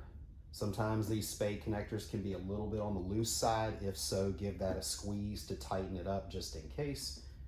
Plug that in, plug in your negative, and then give those a taping to make sure that they can't possibly come loose or that the exposed end on this positive one is not going to be touching anything that matters.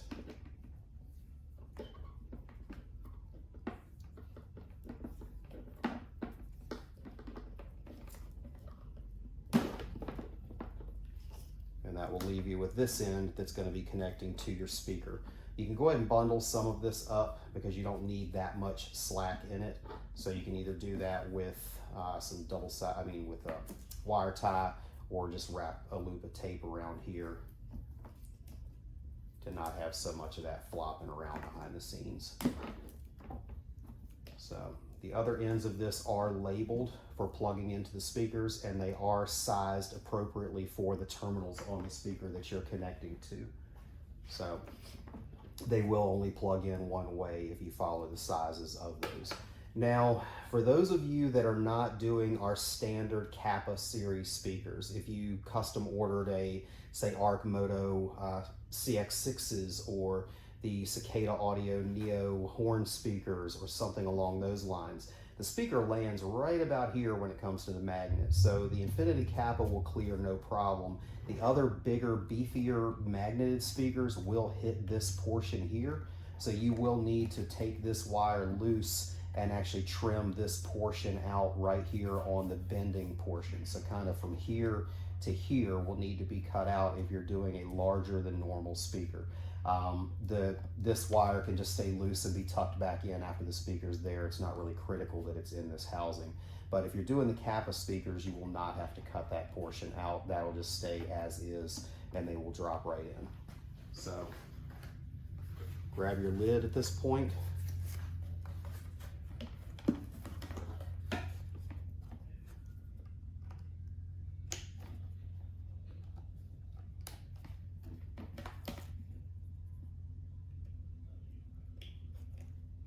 Plug your terminals in.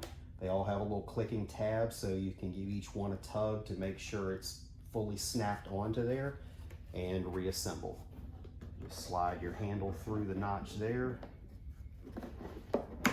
tuck this end up underneath the panel.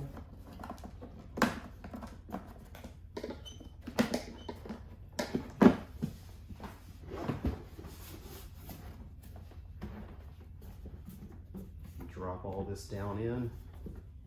There may be a little bit of flex to it because these panels can sometimes settle and warp a little bit. They do absolutely settle back down the first time it's in any heat or anything. It'll take all that tension off. Most times like this, it just drops right in. But if you ever have one that seems to be resisting it, don't worry about it. Give it a little push, put your screws in, and it will absolutely reform itself to that proper bend. And at this stage, you're just going to put all your screws back in and you're ready to go.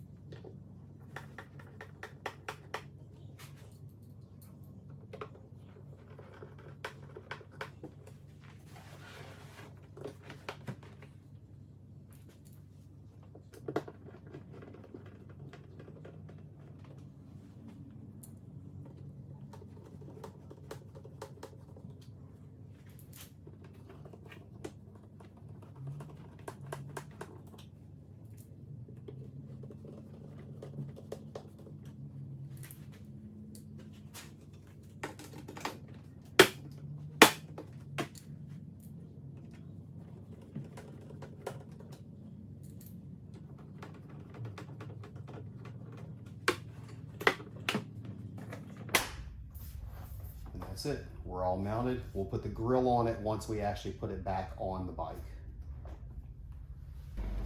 Okay, so now it's pretty straightforward to reinstall your bag. Fish your seat cable through.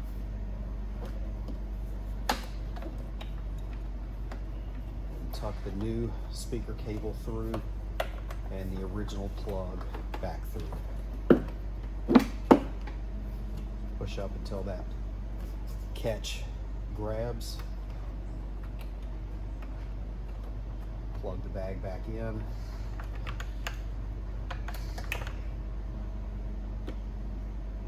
Reconnect your seat release cable. Pop your clip back on there and plug your speaker cable in. And that's it. Reinstall your Torxes in the bag and you're good to go there. Now when it comes to the grill, that is going to be something that pressure fits into this hole. So just get this lined up the direction that you'd like this logo to be and slowly work these tabs in one by one. Just be nice and careful and gentle with this because you don't want to end up chipping the paint inadvertently with those pieces. Push it in flush, and you're in there. Hey, this is Mike with Motorrad Audio, and this video is going to cover the installation of our subwoofer add-on kit for the K1600B in Grand America. This kit is normally included in our stage 5 and 6 packages as well. So starting with the main course, you're going to have your 8-inch Audio Frog subwoofers with the grills already pre-mounted in their mounting hardware. This will come apart as part of the installation that you'll see in the video, but it's easier to ship them together. It takes up less space and less shipping cost. Also on the back of one of them, you'll have a cardboard template that's used as part of the installation. That'll make more sense farther in the video. You'll have a right and a left, of course, of those. You'll have your JL Audio MX500 amplifier. This is a power sports amplifier. It's made for getting wet, even though it will be encased inside of the outer shell of the bag. It will have quick disconnects already terminated and installed for your inputs and outputs, power and ground, speaker terminals, and the subwoofer volume control that's part of the kit as well. You'll have an 8-gauge fuse holder that'll already have its 8-gauge power wire coming off of it with a ring connector. You'll have your main power and ground extensions for the amplifier. You'll have your speaker jumper that's going to go over to the other bag from the bag that this one is installed in. And you'll have your input cable that runs to the front of the bike and plugs into the amplifier on this end. There'll also be a Y connector that's used at the front of the bike where our other portion of the kit is installed. This will split the signal for running the signal to the back for this amplifier. You'll have two little templates that are designed for lining up screw holes that you are going to drill as part of the installation, so you'll see those in a little bit. You'll have a bag of miscellaneous stainless hardware, an L bracket that's used as part of the amp install, some dielectric grease. We'll be including a hole saw and an extended drill bit. We found that the hole saws used in this are very precise, and we saw a lot of variances in the size hole saw that it uses. So we figured it would be better to provide one that's exactly what size it needs to be. The drill bit is an extended length one, which not everybody would have readily on hand, so we're also supplying that just to make sure you have that. There'll be a small telephone cable looking jumper that is used as part of the JL Audio RVC1 knob. The cable that comes with this is probably 20 feet long, whereas you only need it to go about 6 inches. So this piece here is going to cover the extension for that. You'll have a couple rubber plugs. These are for the ports of the subwoofer. So if you ever were to ride in the rain and worry about moisture getting into the bag, these go in and screw into place to seal that off so you don't have to worry about water getting in the bag if you ride in the rain. And last but not least, there will be a slew of sound deadening material. It will all be pre-cut to the exact spaces that it's going to be occupying, so that'll all be really obvious and certainly covered in the video. Let's get to what tools you're going to need other than these two tools, and we'll get into the installation. Okay, one thing I didn't mention during the unboxing video is the amplifier that comes in the kit is completely pre-tuned and ready to go for this system, so you do not have to worry about doing any adjustments on the amplifier. Just install it and you're ready to go. So the tools that are going to be needed for the subwoofer installation are going to be your T20 Torx for your disassembly of the bag, your T40 Torx for removal of the bag from the bike if you haven't already done that, standard Phillips head screwdriver, and a stumpy or shorter version Phillips head screwdriver, a set of wire crimpers, a socket set, either metric or SAE, either one should kind of cover you. You're only going to need a couple of them. The extended drill bit and hole saw that came as part of the kit, just a regular drill bit set for one of the other holes that you'll need to drill, naturally a drill itself, and then some sort of jigsaw, Dremel tool, rotary cutting tool, something along those lines for cutting the opening of the subwoofer. And that pretty much covers it. So let's get started on the installation. Okay, so for the bag removal, if you're installing the rear speakers or the subwoofer package, you're going to need to take both of these bags off. On this side, you have the seat release assembly or cable here. You're going to need to pop this little C-ring off of that bracket there. And once you pop that off, obviously store it in a safe place because it's small, you don't want to lose it. You'll be able to remove this cable assembly to be able to take the bag off. On both sides, there will be a plug with a squeeze tab on each side of it that you squeeze and pop that plug off. You have the same thing over here on the other side. And then when you look inside of the bag itself, you'll have two large T40 bolts that you'll need to take out to pop the bag off. Once those bolts are out, you look down in here, you'll see your cable going through that goes for the seat release, and then your other wires and stuff. Right to the side, there's a flat tab straight down there. You're going to push down on that tab with your screwdriver, and that will release the bag off of the bike. Okay, so first off, we'll remove this clip. Just take a flathead screwdriver.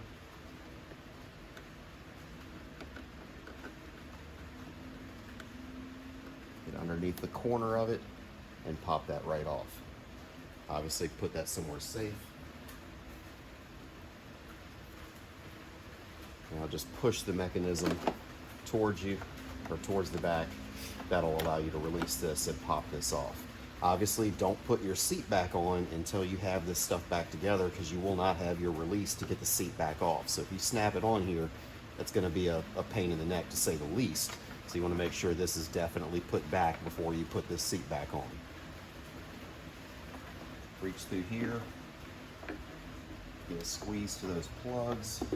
Oftentimes takes two hands to try and get in here and squeeze both of them.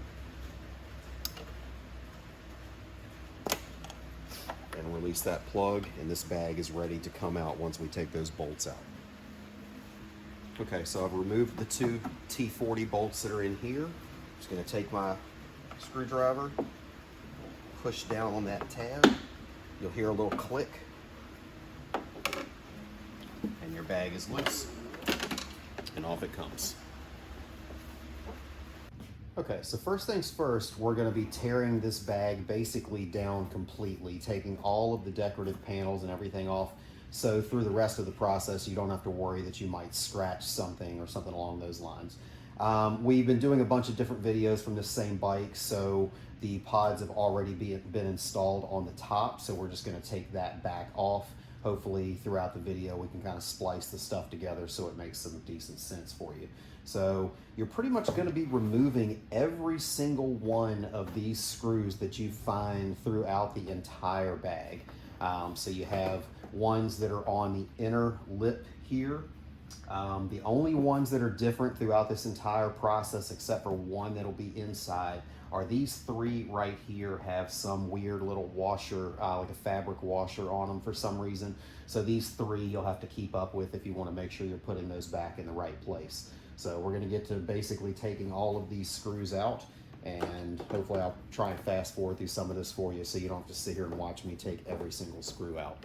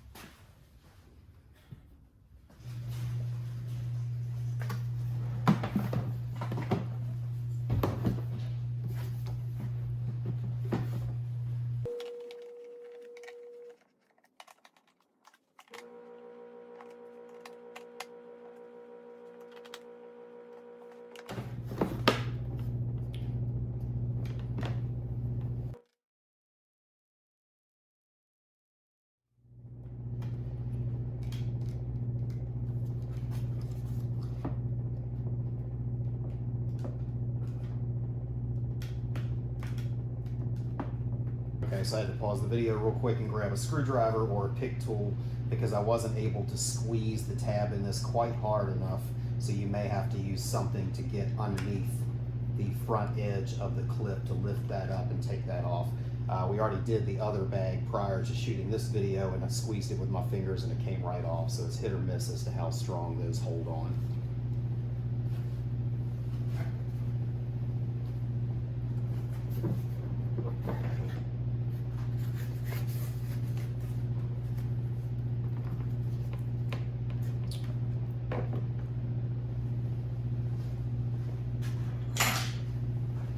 As mentioned before, we did some previous videos with this, so we'd already wire tied our wire bundle here, so we'll go ahead and cut that back loose.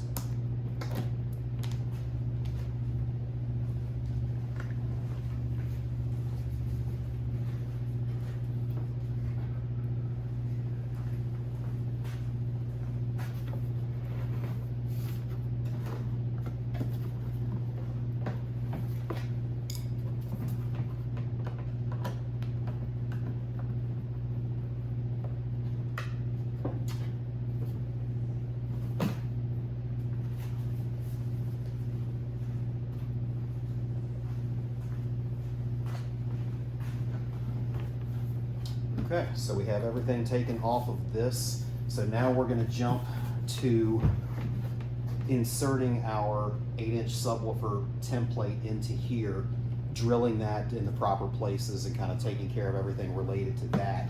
Then we will get into the sound deadening and amplifier portion of things.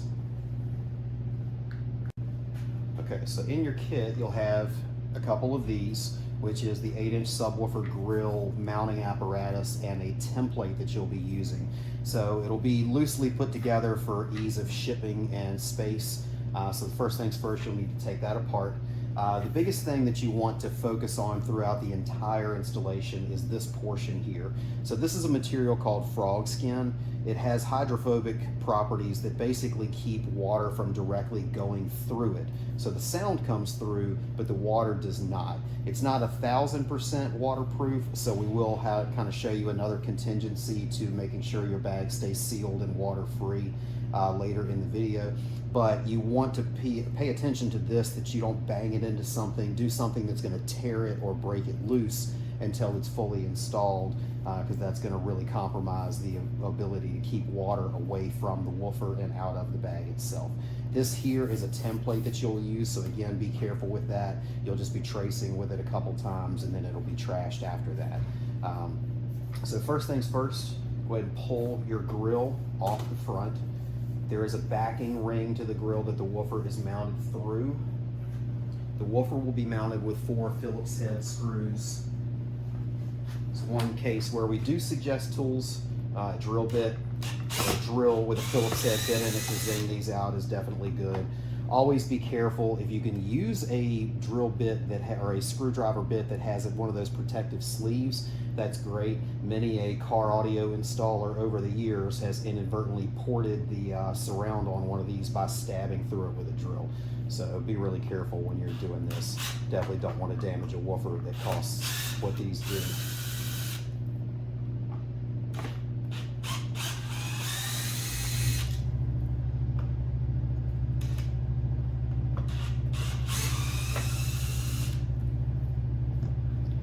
Screws out, this will just lift right out. It's not connected to anything.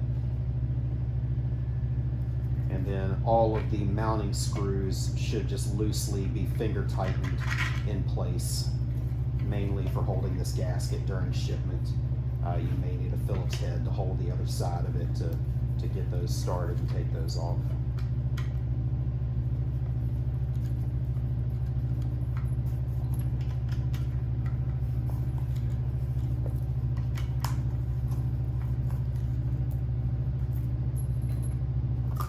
Take our template off there, push these screws back through.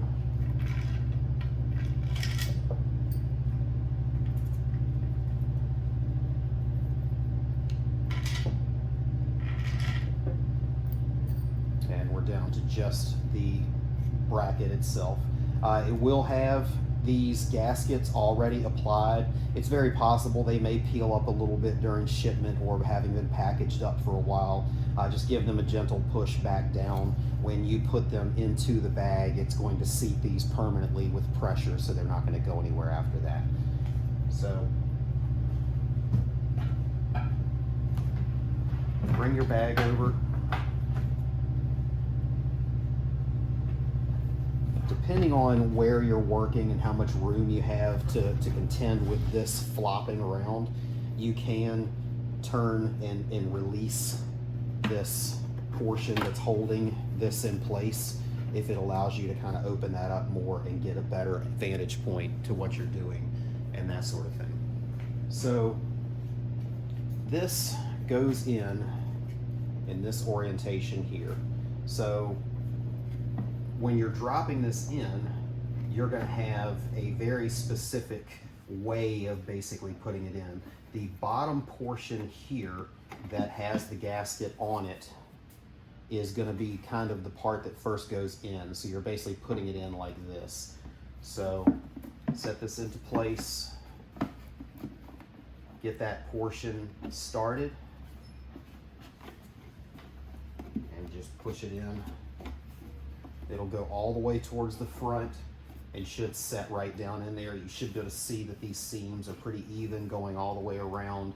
There's going to be a gap there initially because we still haven't done the rest of it and clamped it in. But in the kit, you'll have an extended drill bit because it does need something longer than your traditional drill bits would be.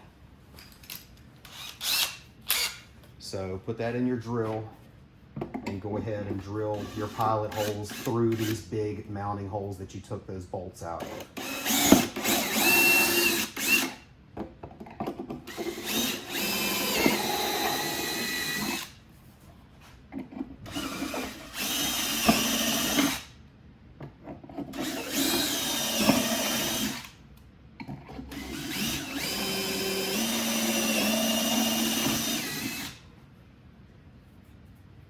Once you've done that, pull this back out, set it to the side, get all the random plastic trash and everything out of here that came from drilling. And you'll go ahead and close your bag up and flip it on its face. So now you have these 4 holes here and 1 more hole here. This template, which there'll just be one of them in the kit, it'll just work in reverse on the other side. You'll want to set this on there, drop your screws through to make sure it stays in place where you want it to be.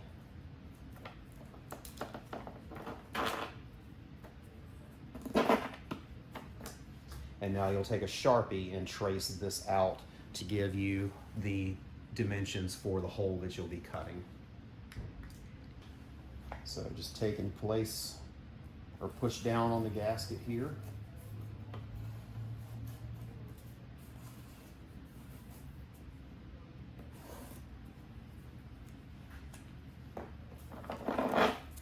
And now you have your pattern that you're going to cut. There's a multitude of tools you can do this with. I mean, frankly, it's easiest for us with a jigsaw. The one pain when you're dealing with a jigsaw is you will have to have some control over being able to lift the jigsaw and hold it in the air to cut around some of the places, because you're going to run into this with the base of your jigsaw and this, and even this little hump that's there. So it can be a little tedious to cut with a jigsaw, but that's the thing we use the most. Air saw, rotozip, Dremel, just about anything. It's not super thick plastic. So whatever tools you have at your disposal to try and make as clean of a cut is going to do the job for you. Okay, so now that our hole is cut, we're going to move forward into actually sound deadening the outer skin or the inner skin of this before we put our amplifier on and go kind of with moving forward with the 8-inch installation. So in the kit, you're going to have a ton of sound deadening panels. They are going to be custom cut for the most part for dropping into here, but there will obviously be duplicates of everything because you're going to have a kit for one side or the other. So it'll be really obvious which ones actually match the places that we're putting these. So it's going to be hard to kind of get that wrong. So if your bike is older and considerably dirty or dusty or what have you, I would clean it off before putting the sound deadening on there. This stuff does stick quite well, certainly on a panel like this. It's going to be sandwiched in between them, so it's not like it's going anywhere. But if it's really dirty, clean it off, maybe take some rubbing alcohol and just wipe it down, let that evaporate. That'll ensure that this stuff sticks really well. It certainly sticks a lot better when it's warm as well. So if it's a nice time of year that you can throw this stuff out on the driveway and let it warm up in the sun before putting it on, that's even better. This stuff will be pretty straightforward. You just peel the backing off of it.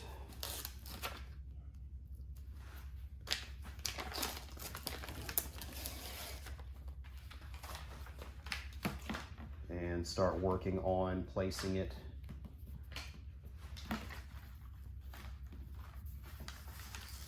We're hoping to have these laser cut in the future to where they'll be even more accurate, but these are hand cut at the moment, so there may be some slight imperfections or overlaps that become a problem.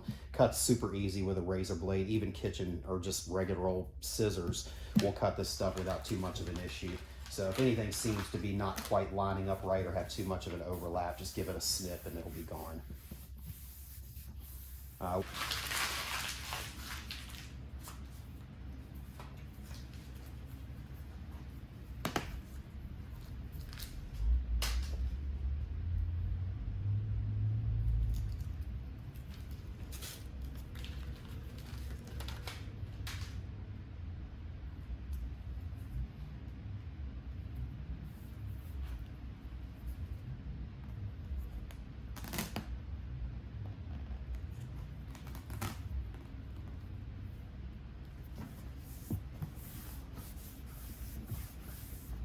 So that does it for that outer skin.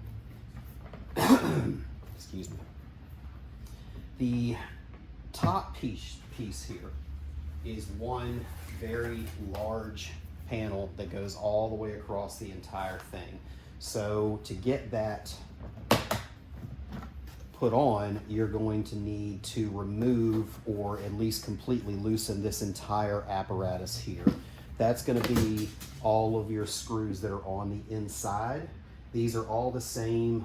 If you're doing the right side bag, there will be one additional screw with a snap on it that's in that side that's different than this side. Otherwise, it disassembles exactly the same on both of them.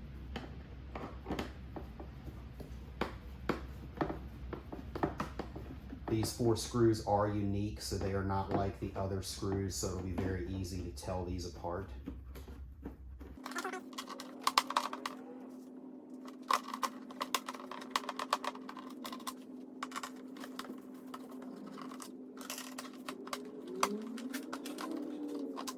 Once you have those 4 off, there will be one more additional small screw right here that's holding that stuff together.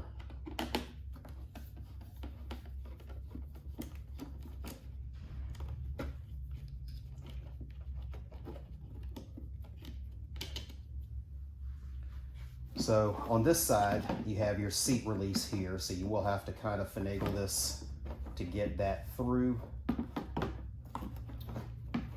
It's easier if you go down towards the back of it, where there's a larger opening to pop that through. So you don't need to remove this the rest of the way. You can leave this wire tied there. You really just need this apparatus to be out of the way. So you just kind of let this lay down on your workbench.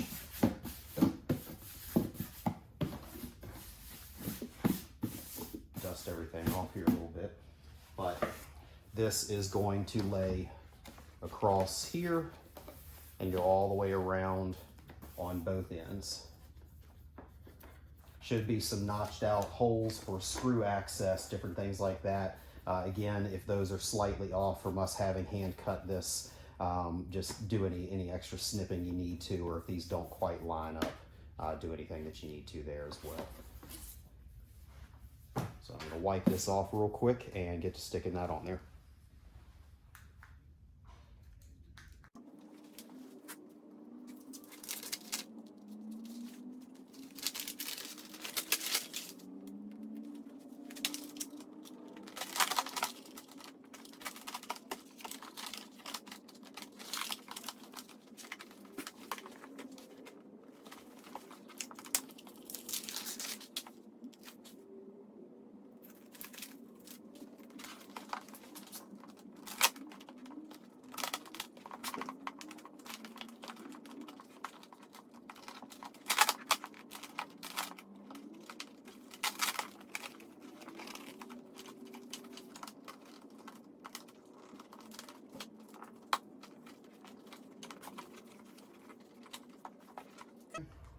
So now that we have that done, you will put this back together so it's not flopping all around on you.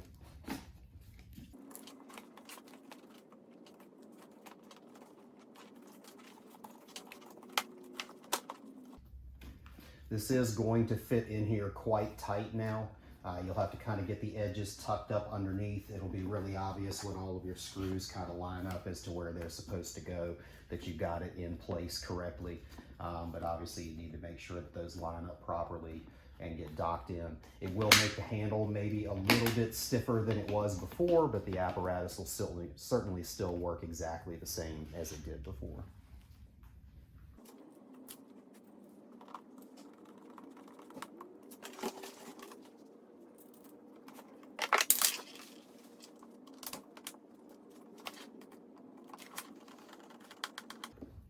Don't know that I would tighten all of these down completely until you've gotten all 4 of them seated, so that way you can kind of have more flexibility in lining all of this stuff back up.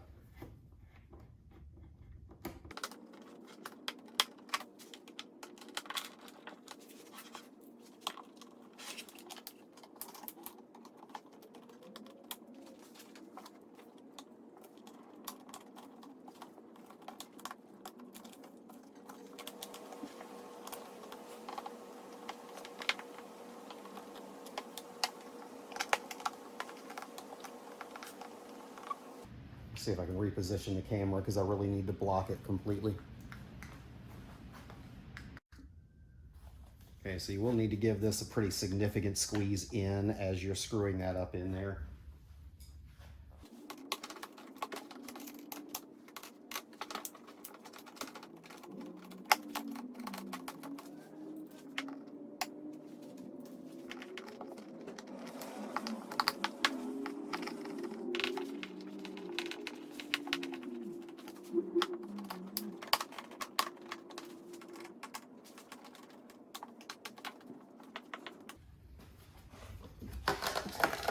Okay, so now that those are back in, you can close your latch here. We have sound deadening coming all the way down to this edge. We'll have a piece that goes into here.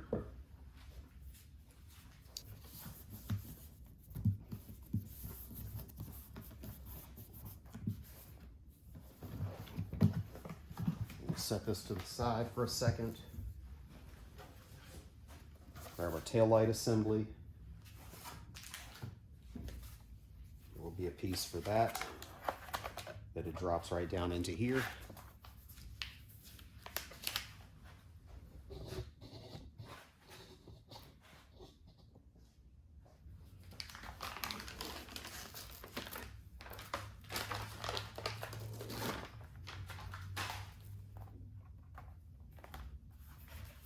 Yeah, none of this is terribly precise.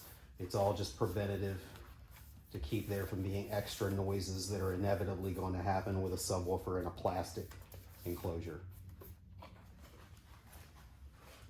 Set that back to the side.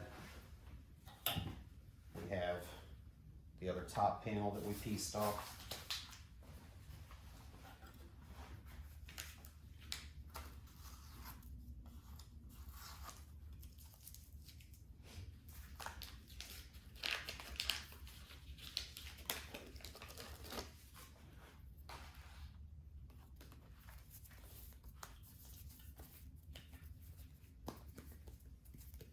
And you'll notice the difference if you give this panel a tap before you put this on and then give it a tap afterwards. You'll definitely be able to tell that the density of this has changed and the resonant frequency of this has changed. So it's not going to have that ring to it when things get cranking.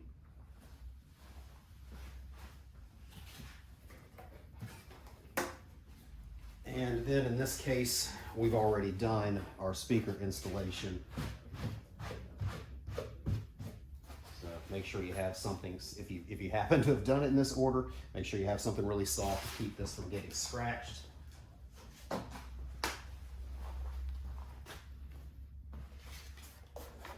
Put your pod face down here. And there's going to be a couple pieces to go on this as well that will go into here and here to cover that up. There will also be holes cut into it here and in the other tip to cover where your actual screws are. I did miss those when I was templating this, so if I happen to miss it on yours, again, just cut it out with a razor blade real quick.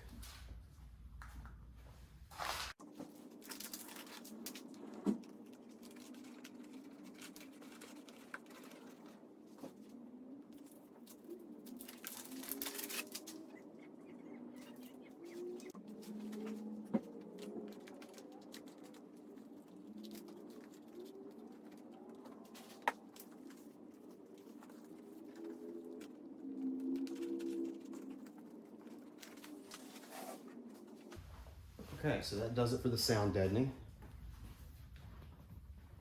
We're going to go ahead and work on doing the amplifier portion now, so we could still flip the bag all around and do everything related to that without worrying about the subwoofer screening getting damaged in some way, shape, or form.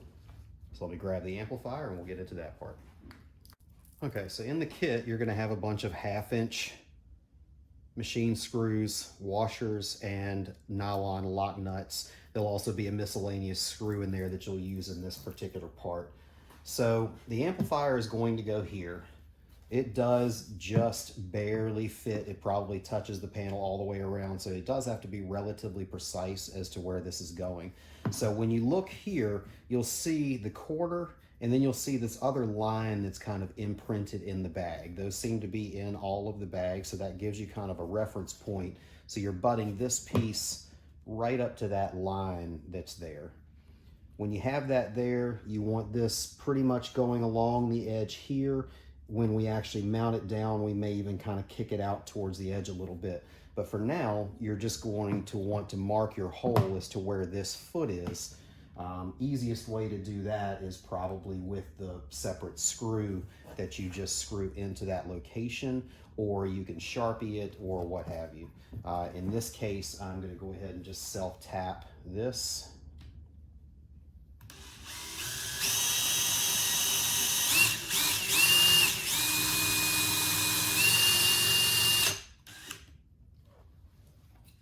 And give myself a little hole to run off of.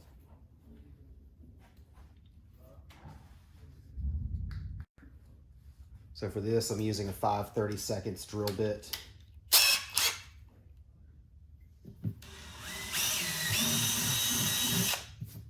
Drill through there,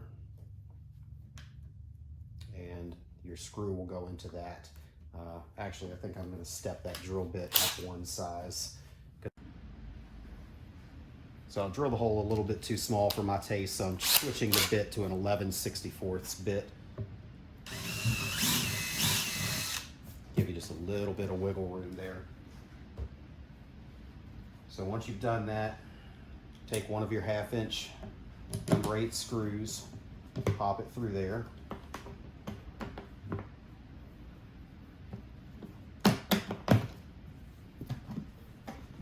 Open your bag up. Take one of the washers and one of the lock nuts and just kind of loosely screw that on there, so we still have wiggle room to move the amplifier around. So now that you've done that, you're going to want to flip this whole thing over to get to this side here. So once you're here, there's an L bracket that's in the kit that you're going to attach to the amplifier here and bring this up to mount to the bag here. So same thing, take one of your 1/2-inch,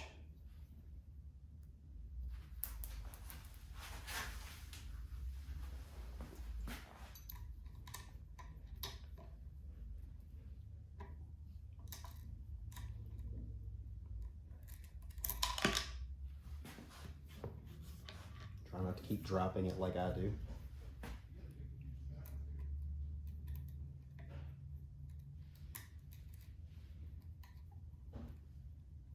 Screw those loosely together and then bring the amplifier up.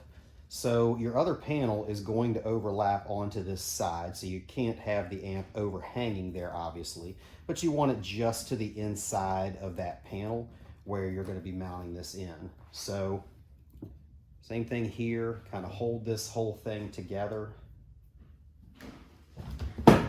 Take your drill bit that you just used, put a hole through.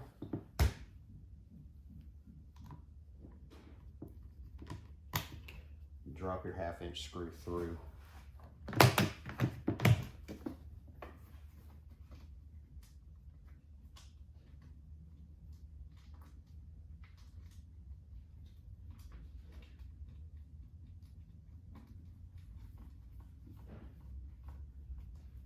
Have that loosely mounted.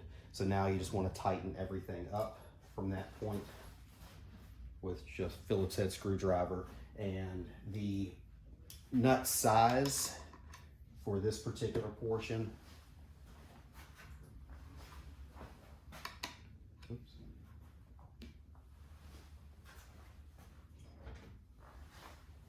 is an 11/32 that fits on here to be able to hold that nut on the other side.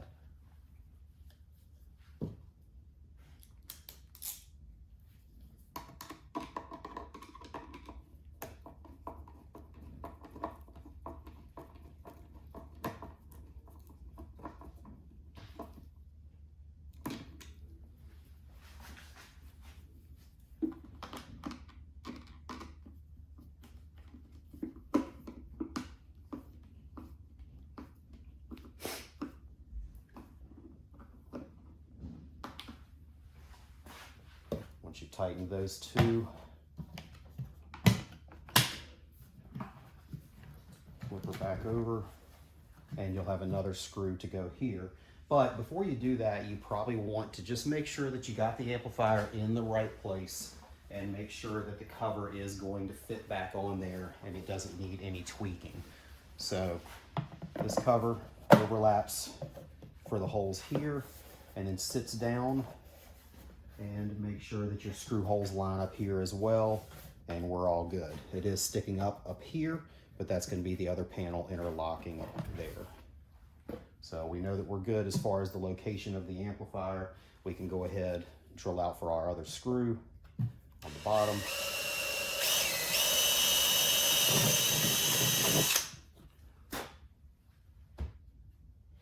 And add that screw in as well.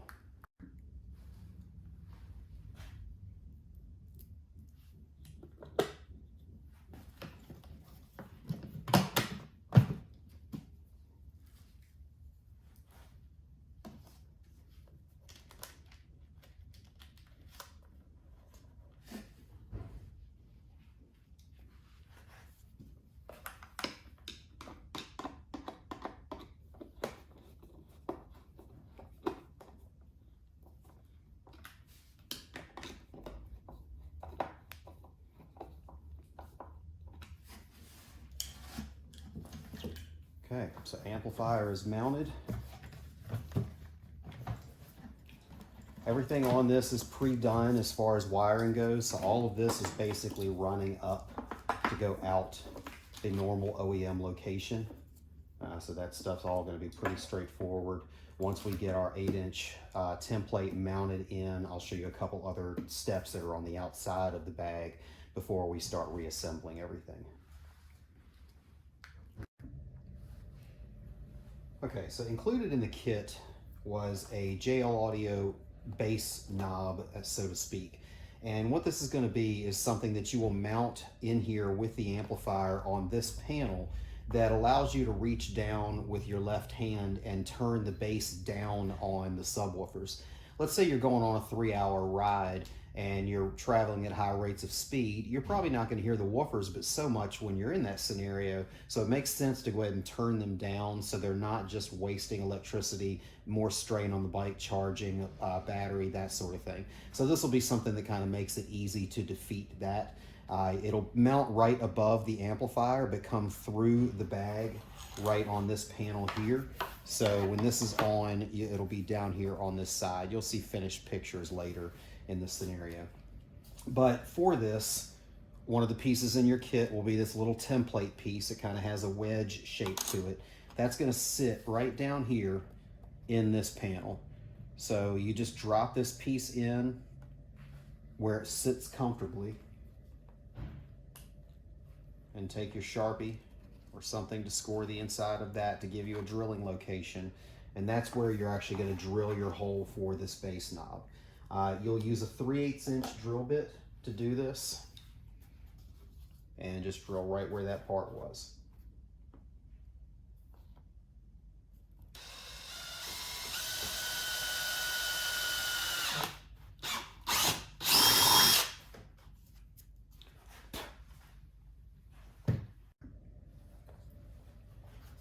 So once you have that drilled out, you'll take this. You'll notice that it's a little bit off center, so you'll want to actually put it in where the wire is pointing this way in the panel, and then take the black washer and nut that were supplied with the knob to screw this together.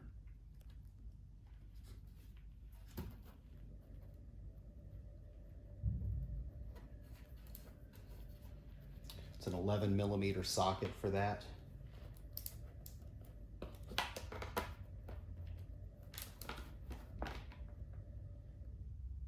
Get that good and snug.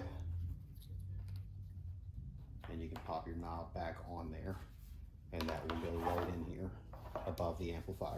We'll get into the wiring portion of it here shortly when we're actually doing reassembly.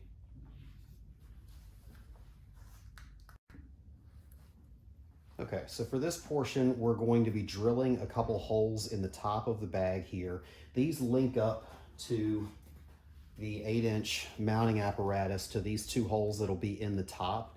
These are actually going to be, one, a reinforcing part between the top and the side to hold that stuff together a little stronger. Two, this is actually going to transfer the audio signal from inside of this pod to the outside. So when you look inside of the bag, you're not going to see any wires of any kind for this entire installation. So that'll make a little more sense once we get a little farther in. So what we have here is this little curved kind of kinked portion with a little piece here. So in your kit, there'll be a little jig for the left and the right that are made for actually marking and drilling your holes here. So in this particular case, we did not have this kit pre-done for these. This was a new addition. So I'll just lay this here loosely, take my razor blade, and cut around the section that this piece is going to go, and just remove that. So once you've done that, this bracket will sit right down on here. It is contoured to it. It's going to butt right up against this little flat piece that's sticking off the side, so it should fit in there good and snug. You're going to take the drill bit that's included in the kit for drilling out those other holes that we drilled, and it's the same size drill bit that you use for this here. So take this bracket, push it down on there firm,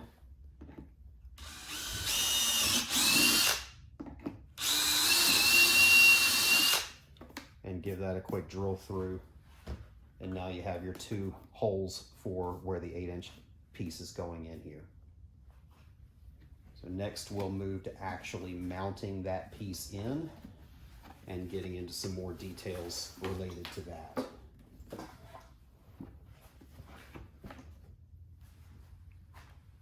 So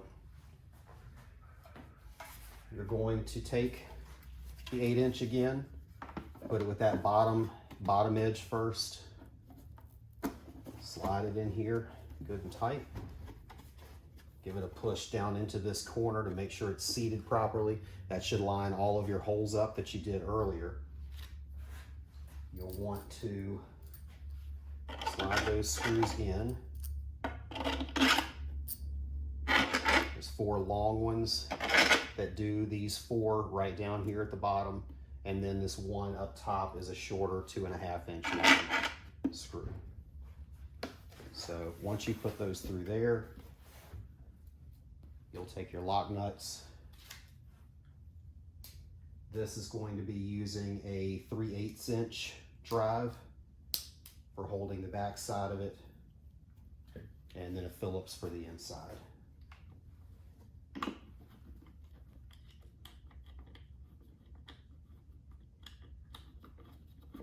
These will be a little tight as far as the tip of the screw not coming through all that much in some places because the gasket is still holding that off with more distance. Once you crank these down or get them started, then you'll have no problems there.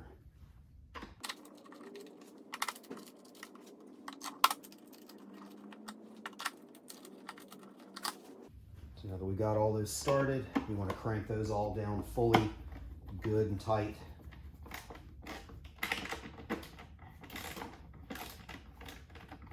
So as to seat that gasket as hard as humanly possible to keep moisture from being able to get into the bag.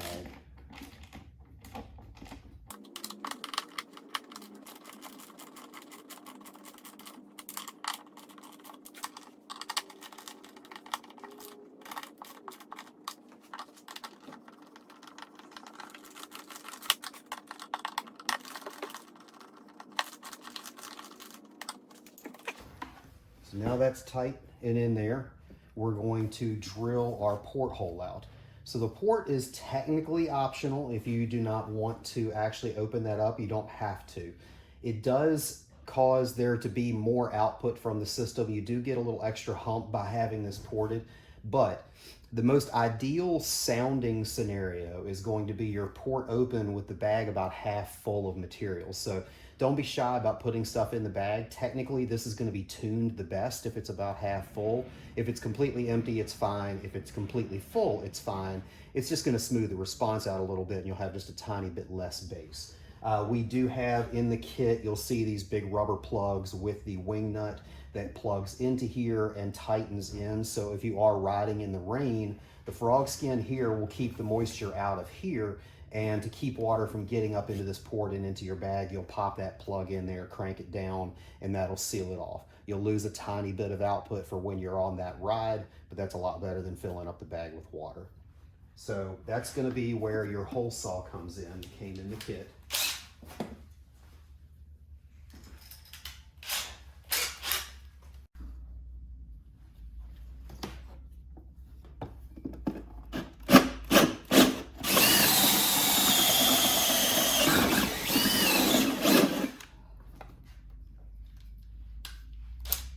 That's it. Clean out all the excess plastic shavings and things that are left behind.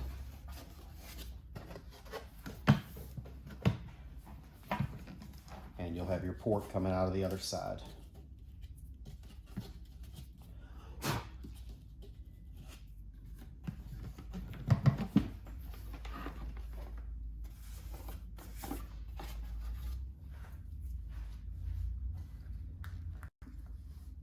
Okay, so now that we have our porthole drilled out, as much as we think the frog skin will keep moisture out, there's still a possibility that something might find a way to seep its way in here. So we do prefer to put a couple weep holes down at the bottom on the inside of this so that water has the chance to seep out of that versus kind of staying against the gasket and potentially seeping its way into the bag itself and getting something wet. So you'll want to just lay the bag completely flat and then find the lowest portion here to maybe drill a hole or two with that drill bit that was supplied.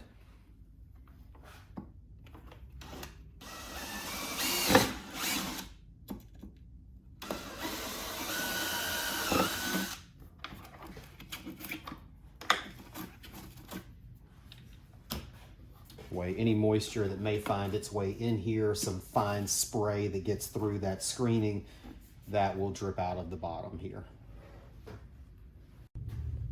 Okay, so now we're going to get to running our studs and wires through that feed to the 8-inch sub. So look down in here. If you see that these holes aren't completely clear, if things didn't line up 100%, then just take your drill bit that was supplied for this, give it a quick edging to make sure everything is fully cleared out. And now you'll be good for your nuts and bolts to go through here. But these are actually going to come in from the bottom to the top. So you'll have your short jumper of wire here that has a connector for the subwoofer and a ring for this. So basically push this through from the bottom. There'll be a little edged in piece here, this groove that the ring connector sits in so it's not spinning around on you while you're on the other side trying to put this in. So go ahead and stand your bag back up. You'll have this coming through the top, and you will be nut and bolting other wires and stuff off of here. So let me get this camera set up real quick. Okay, so in this one we have the length of the red wire that's coming from the amplifier, this pigtail here. The red is a little bit longer than the black, so we want to run our red from the inside on this side here. You'll stack this terminal on there. Throw your washer on underneath that against the plastic. Drop your ring connector on there. And just kind of loosely install those. Same thing on your black one here. That's going to come in from the underside.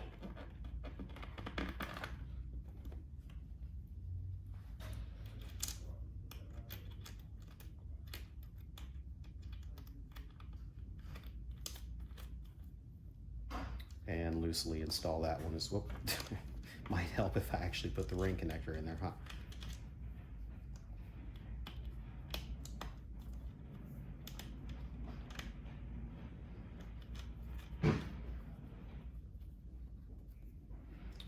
So once you have those started, you'll want like a short Phillips head screwdriver to hold the other side of it and then torque down with a socket on this side. So this is a 3/8 inch socket drive for this. So I'll hold my Phillips head there.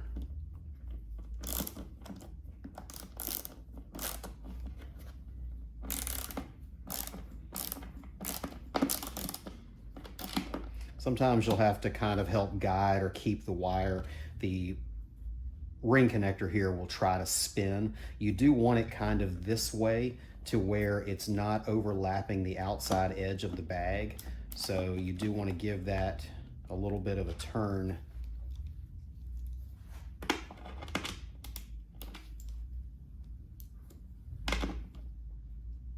To make sure it's going this direction a little bit.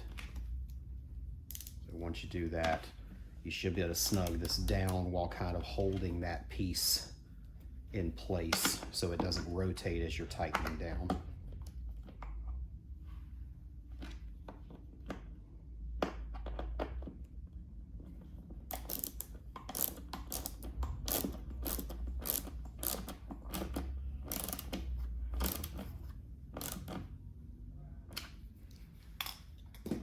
That's it.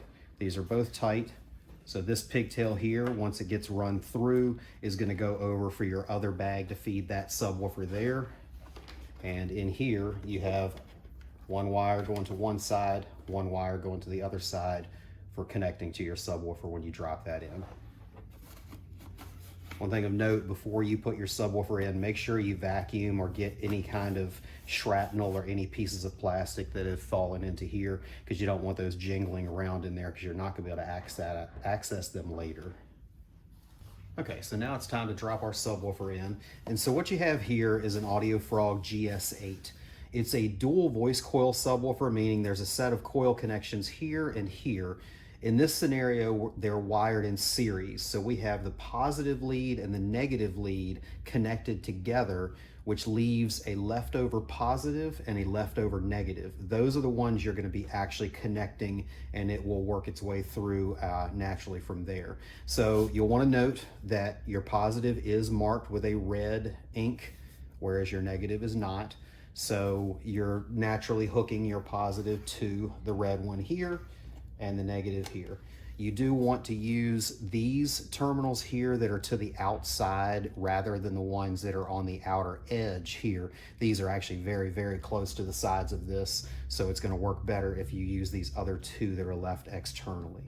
So in this case, the positive is right here. So we're going to plug this on. Make sure that plugs on good and tight. If it does not, make sure it's either not going to the side of the connector and actually into the connection point, or give this a squeeze if you need to snug that up a little more.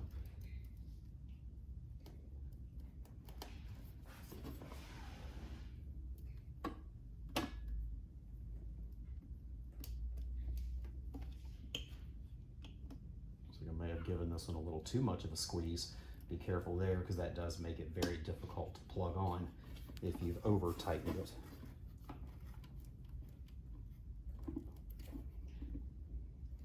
So give those a little bit of a bend upwards before turning around and dropping your woofer in. Obviously make sure the wire doesn't get up underneath the woofer or anything to that effect. Get your backing ring holes lined up properly if they aren't already.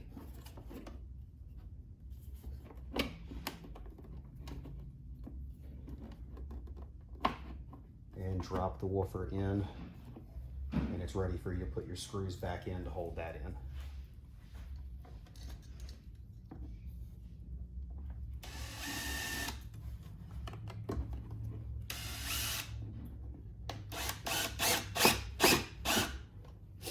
Get all 4 of them in loosely before really cranking down on it to make sure everything is lined up.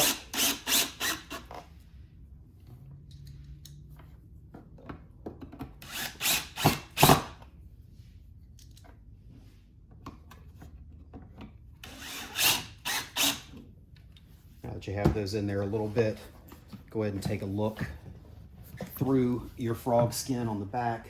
Make sure you didn't inadvertently knock any of your connectors off or anything like that. And then you can go ahead and tighten this down fully and be ready to move on to the next step.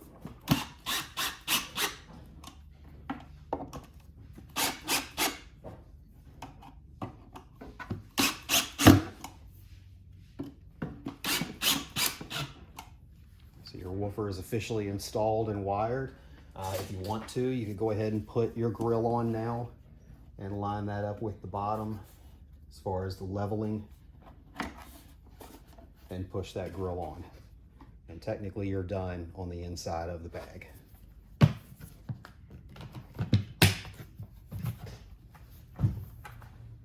So now we're going to move on to some of the leftover wires from the amplifier and putting all of this back together.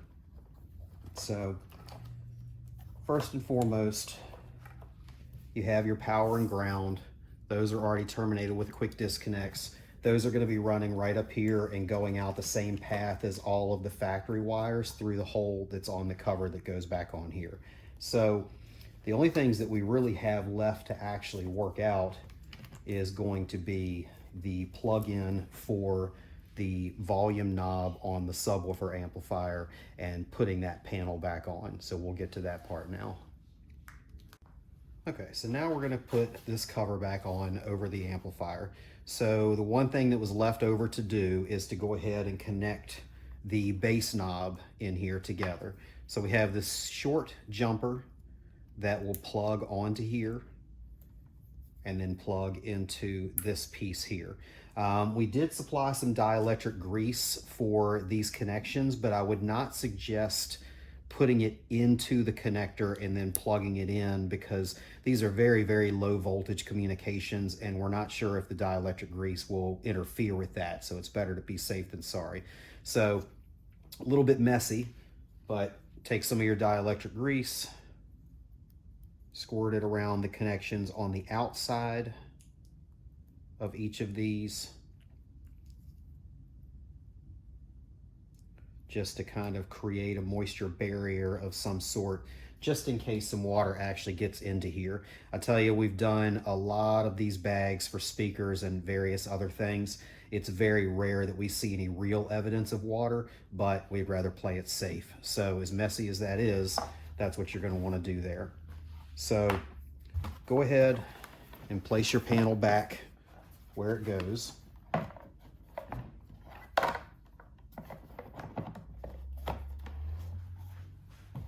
Line everything up up on both sides. Go ahead and put a couple of the screws in.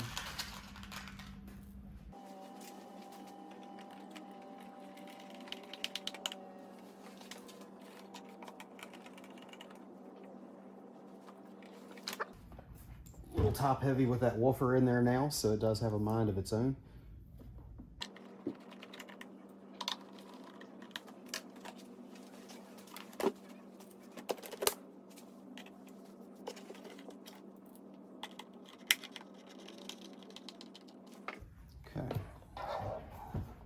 That's now on. We'll want to go ahead and contend with some of our wires here. Everything in this wire bundle, your power and ground, your preamp signal here is all going to be running out through that same path as the factory wires do. So you'll want to go ahead and bring those up here, kind of keep them off to the side a little bit because the speaker is going to be here, but then wire tie them up here at this other point so they're kind of headed the right direction. In this particular install, we have a remote wire for the amplifier running. This bike is actually getting a bunch of extra things that are not really normal, that's more custom in-house. So in the normal installation, you will not have a blue turn-on wire. The amplifier, like all of the other amplifiers in our kits, are automatic turn-on when they sense signal coming into them from the factory radio. So if the factory radio is not on, the amplifier is not on. If the factory radio is on, the amplifier is on. That's why we added this bass knob here, because if you wanted to eliminate this, you can't just flip a switch and turn it off.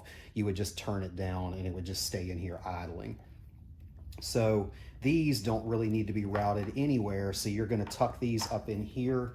You can drill a little small hole in this bracket right here to give you something to wire tie to that would keep those held in place so they're not bouncing around on you. So let me get a drill bit and we will work on that.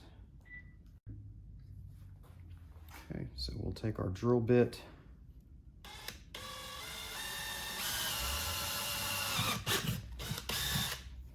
One small hole there,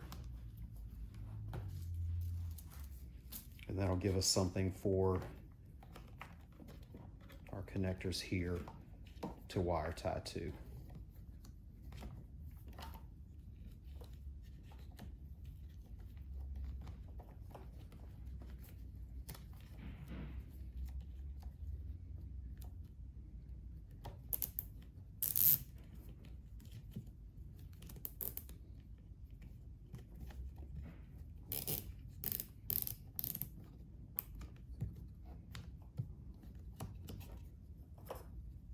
And this little flappy door that's on the cover for that, you certainly could snip that off. It's not serving any purpose anymore. So one less thing to be in the way here.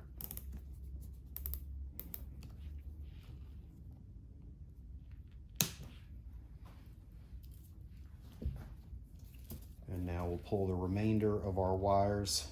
Kind of position it down, make sure it's got plenty of wiggle. When the new panel goes in with the speaker on it, the stud for the bottom of that panel is going to be right into these wires, so you will be paying attention to kind of nestle it in between them so it's not stabbing anything. But go ahead and bring these up. You'll want to leave your RCA connections here that are these fatter connections. Leave those up in the bag rather than try to have them coming out. So just get all of your stuff positioned as best you can right here, and throw you a wire tie around that to hold those there.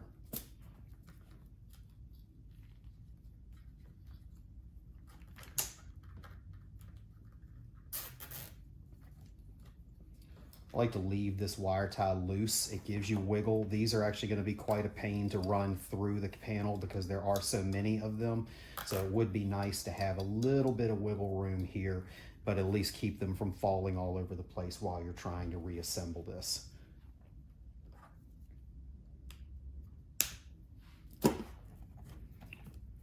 So now that we've got these taken care of, we'll put our speaker lid on here first.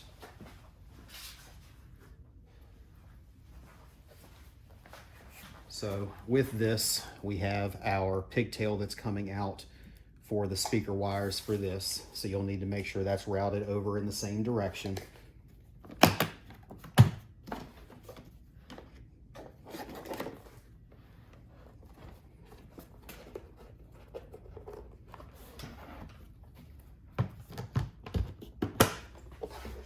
And then take a peek down here to make sure that your wires, like I mentioned on the stud that's coming down through here, make sure that's nestled in there and not just stabbing the wires down there at the bottom.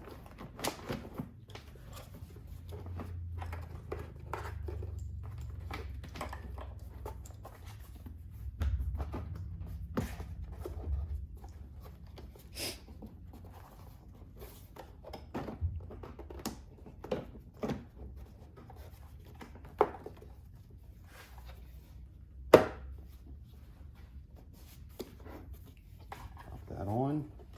Double check that all of your cables are coming through the side out here, and then go ahead and throw some screws in here to hold this in place.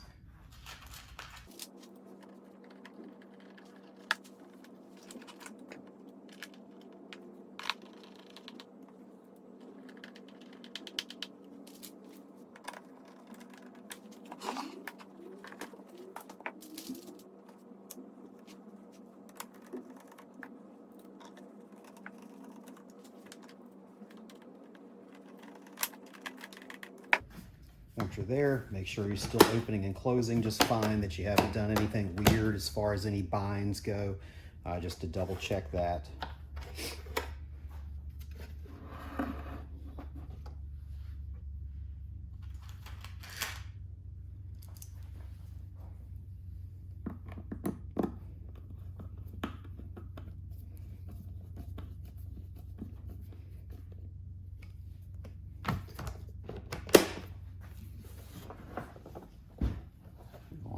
To our brake light. Don't forget to plug this back in.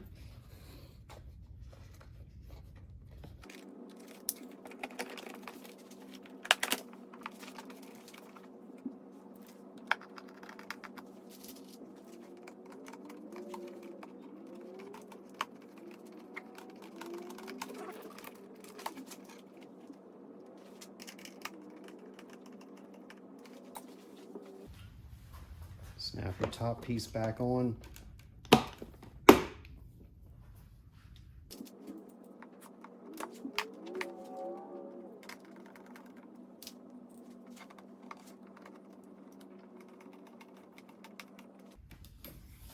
Okay, double check around any other screws that may be missing.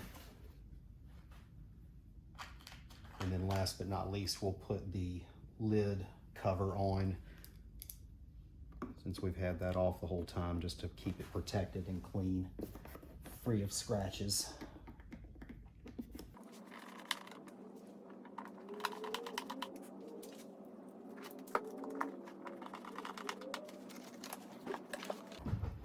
Make sure everything's out from underneath it so it can lay on its back without that frog skin being damaged. And then we'll work on getting this lid put back together.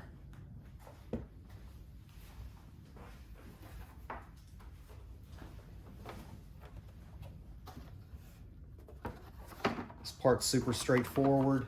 Just remember that you had 3 screws that had those little washers, little fabric washers on it that go in that center location. So just remember to put those back in the same place.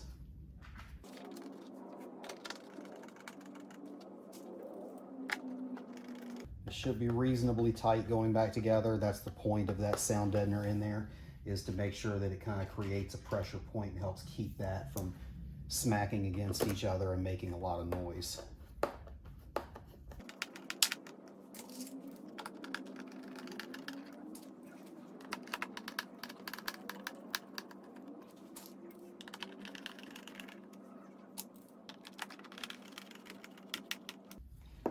That's it. So if you have any screws left, there should be somewhere for one of those to go, so you may have to look around. Go ahead and reclip. I'm going to stand this back up.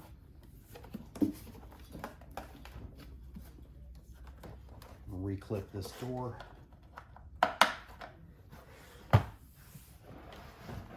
And you are officially back together and ready to go with a new subwoofer.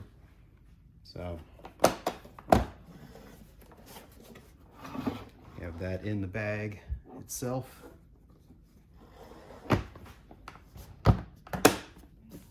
And this on top, and we'll get to taking this back to the bike and show the reassembly procedure. So just a quick addendum for the people that'll be running our stage 5 and 6 kits. You'll also have a add-on harness for getting signal to the subwoofer amplifier. So when you're running your rear harness, you'll also be running this harness at the same time. Very similar plug on this, so you'll be routing it the same direction from back to front, and just leave yourself a little bit of slack back here, so when you're done with everything, you have the space needed to be able to tuck away and wire tile your wires where you want those to go. So this plug will be back here with a few inches to spare, and then run that along to the front to a Y splitter that will also splice into the video to show you what you're doing there. So for those of you doing the stage 5 and 6 with this subwoofer, you'll have the feed that goes to your subwoofer amplifier that you've run from the back up to the front, and you'll have a splitter that splits the signal that's coming from the OEM amplifier to go to your new amplifier as well as the amplifier in the back. So your cable that's coming down from the pods has a white plug on it. You're going to take this Y connector that was supplied with the kit, plug this onto that, plug your leftover male end into the input of the amplifier here. So these probably won't match from a color standpoint, but your one male end will connect to the female end on the amplifier. Your male end that's coming from up top will plug into one of these females, and then the other female will plug in for your subwoofer amplifier feed. So that's splitting the signal to this amplifier and to the amplifier in the rear. And then you'll just take this, tuck it in here, and wire tie it to your bracket to get all that out of the way. And that's it. Okay, so now we're gonna put the bag back on the bike. I would suggest having one of your bolts handy to where you can actually put that in to hold the bag on once you have fished all the wires through. With the additional weight on the bag, I don't know how much trust I have in that little plastic clip to snap in, and if the bag obviously were to fall off, that would be quite the problem. So just try to have that handy. Go ahead and position the bag where it's supposed to go. Make sure all of your wires and everything are out of your way. Get that hooked on the bar in an approximate correct position. And then you're going to have a lot of wires to fish through the factory hole that's here. So generally speaking, start with your bigger plugs, because the more you fish through, the more space or the less space you're going to have. So start taking those through where that OEM plug goes.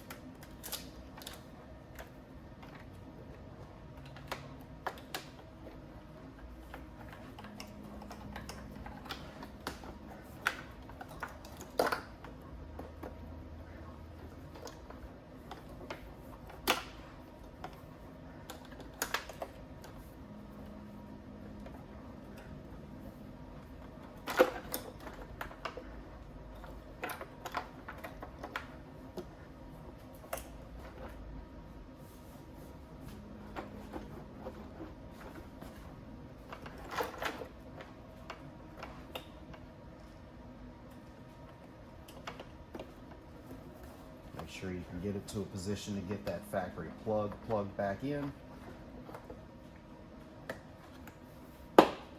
and snapped into position. So now that clip is holding it, but again, I wouldn't trust that so much. I'd keep a hand on it. Pop your door open and at least get one of these fingered into place so you have that backup holding the bag on.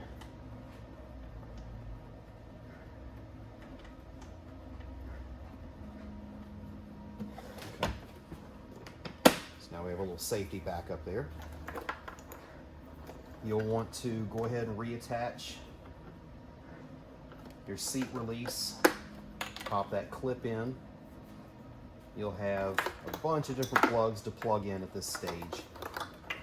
So your power and ground are going to be pretty obvious. We have our short power and ground jumpers that we'll run here in just a second. You'll have your input to the amplifier, or sorry, this is the one coming from the front that's going to plug into your input here. You'll have your speaker pigtail coming off of this speaker here. It's going to plug into your right side speaker lead that you've run. You'll have this jumper here, which is going to go over to your other jumper that comes from the other subwoofer. So that will just come right across and plug into here. This will be your leftover lead for your other rear speaker. And then you'll have your power and ground. Again, the remote is something that's not normally run. This system is being done a little bit different, so we have that there as an extra piece. If you ever need to do something like this, there is a switched power lead in the plug for a top case that you can access. So that is something just for future reference. There is an on and off power lead there that you can use. So we'll go ahead and get to running where our power and ground go. And then it's just a matter of cleaning these up, wire tying them out of the way in the arrangement that you prefer. Everything that's back here is plug and play in one direction only, so you cannot inadvertently plug something in wrong. About the only thing you could get wrong would be to get your right and left backwards for these speakers, which isn't really going to be a big deal anyway. But every other plug is independent, none of them match, so you're not going to get any of this messed up. So you don't really have to worry too much about following directions, because if it plugs in, that's where it's supposed to be. So with your power and ground leads that we supplied, they'll be pretty obvious. They plug together.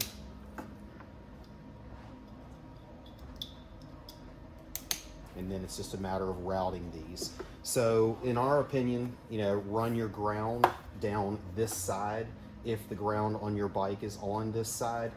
We have seen variances in the bikes. I don't know if it's GT, GTL, Bagger, which models that have the positive and negative reversed. But whichever side your positive and negative are, that's the way I would run them. So run your ground down this side here, same route that you did for your other cables. Again, leave yourself some wiggle room up here for servicing. Run that down and ground it just like you did your amplifier. And power, and this bike is on this side, so we'll run that down the opposite side and run that to where your fuse holder is. Just like with your other amplifier, you'll be doing the exact same thing with the fuse holder there to be able to run this power to there. Just quick note for those of you that if I didn't mention this in previous videos, a lot of people do wonder why there is a fuse holder here when there's also a fuse holder on the amplifier. The fuse that goes at the battery is protecting the wire. So say this wire was cut through somewhere along this path and shorted out, it would simply blow that fuse. The amplifier's fuse is after this wire, so if the wire were to short out, it would melt the wire down and probably catch the bike on fire. So the fuses that are at the battery are to protect the bike and protect that wire. Worst thing that happens if a wire shorts out is it blows the fuse in an instant and everything is fine. So that's the reason for that. Once you've made those connections and everything there, you go ahead and clean this stuff up. As usual, I suggest turning everything on, making sure everything's operating properly before you completely tie everything down and get everything done. That way, if you have anything going on that maybe you somehow missed, you don't have to worry about that. You can fix that and then go ahead and tie everything into place and put everything back together. One more thing I did mention, the lead that's coming from the other side, that's your leftover. This is going to be the portion that plugs into that. All this is a set of positive and negative to go over to the 8-inch studs that are coming out on this side bag. So the only thing you'll have coming out of this bag would be this one pigtail that plugs in to here and your other pigtail that plugs into there.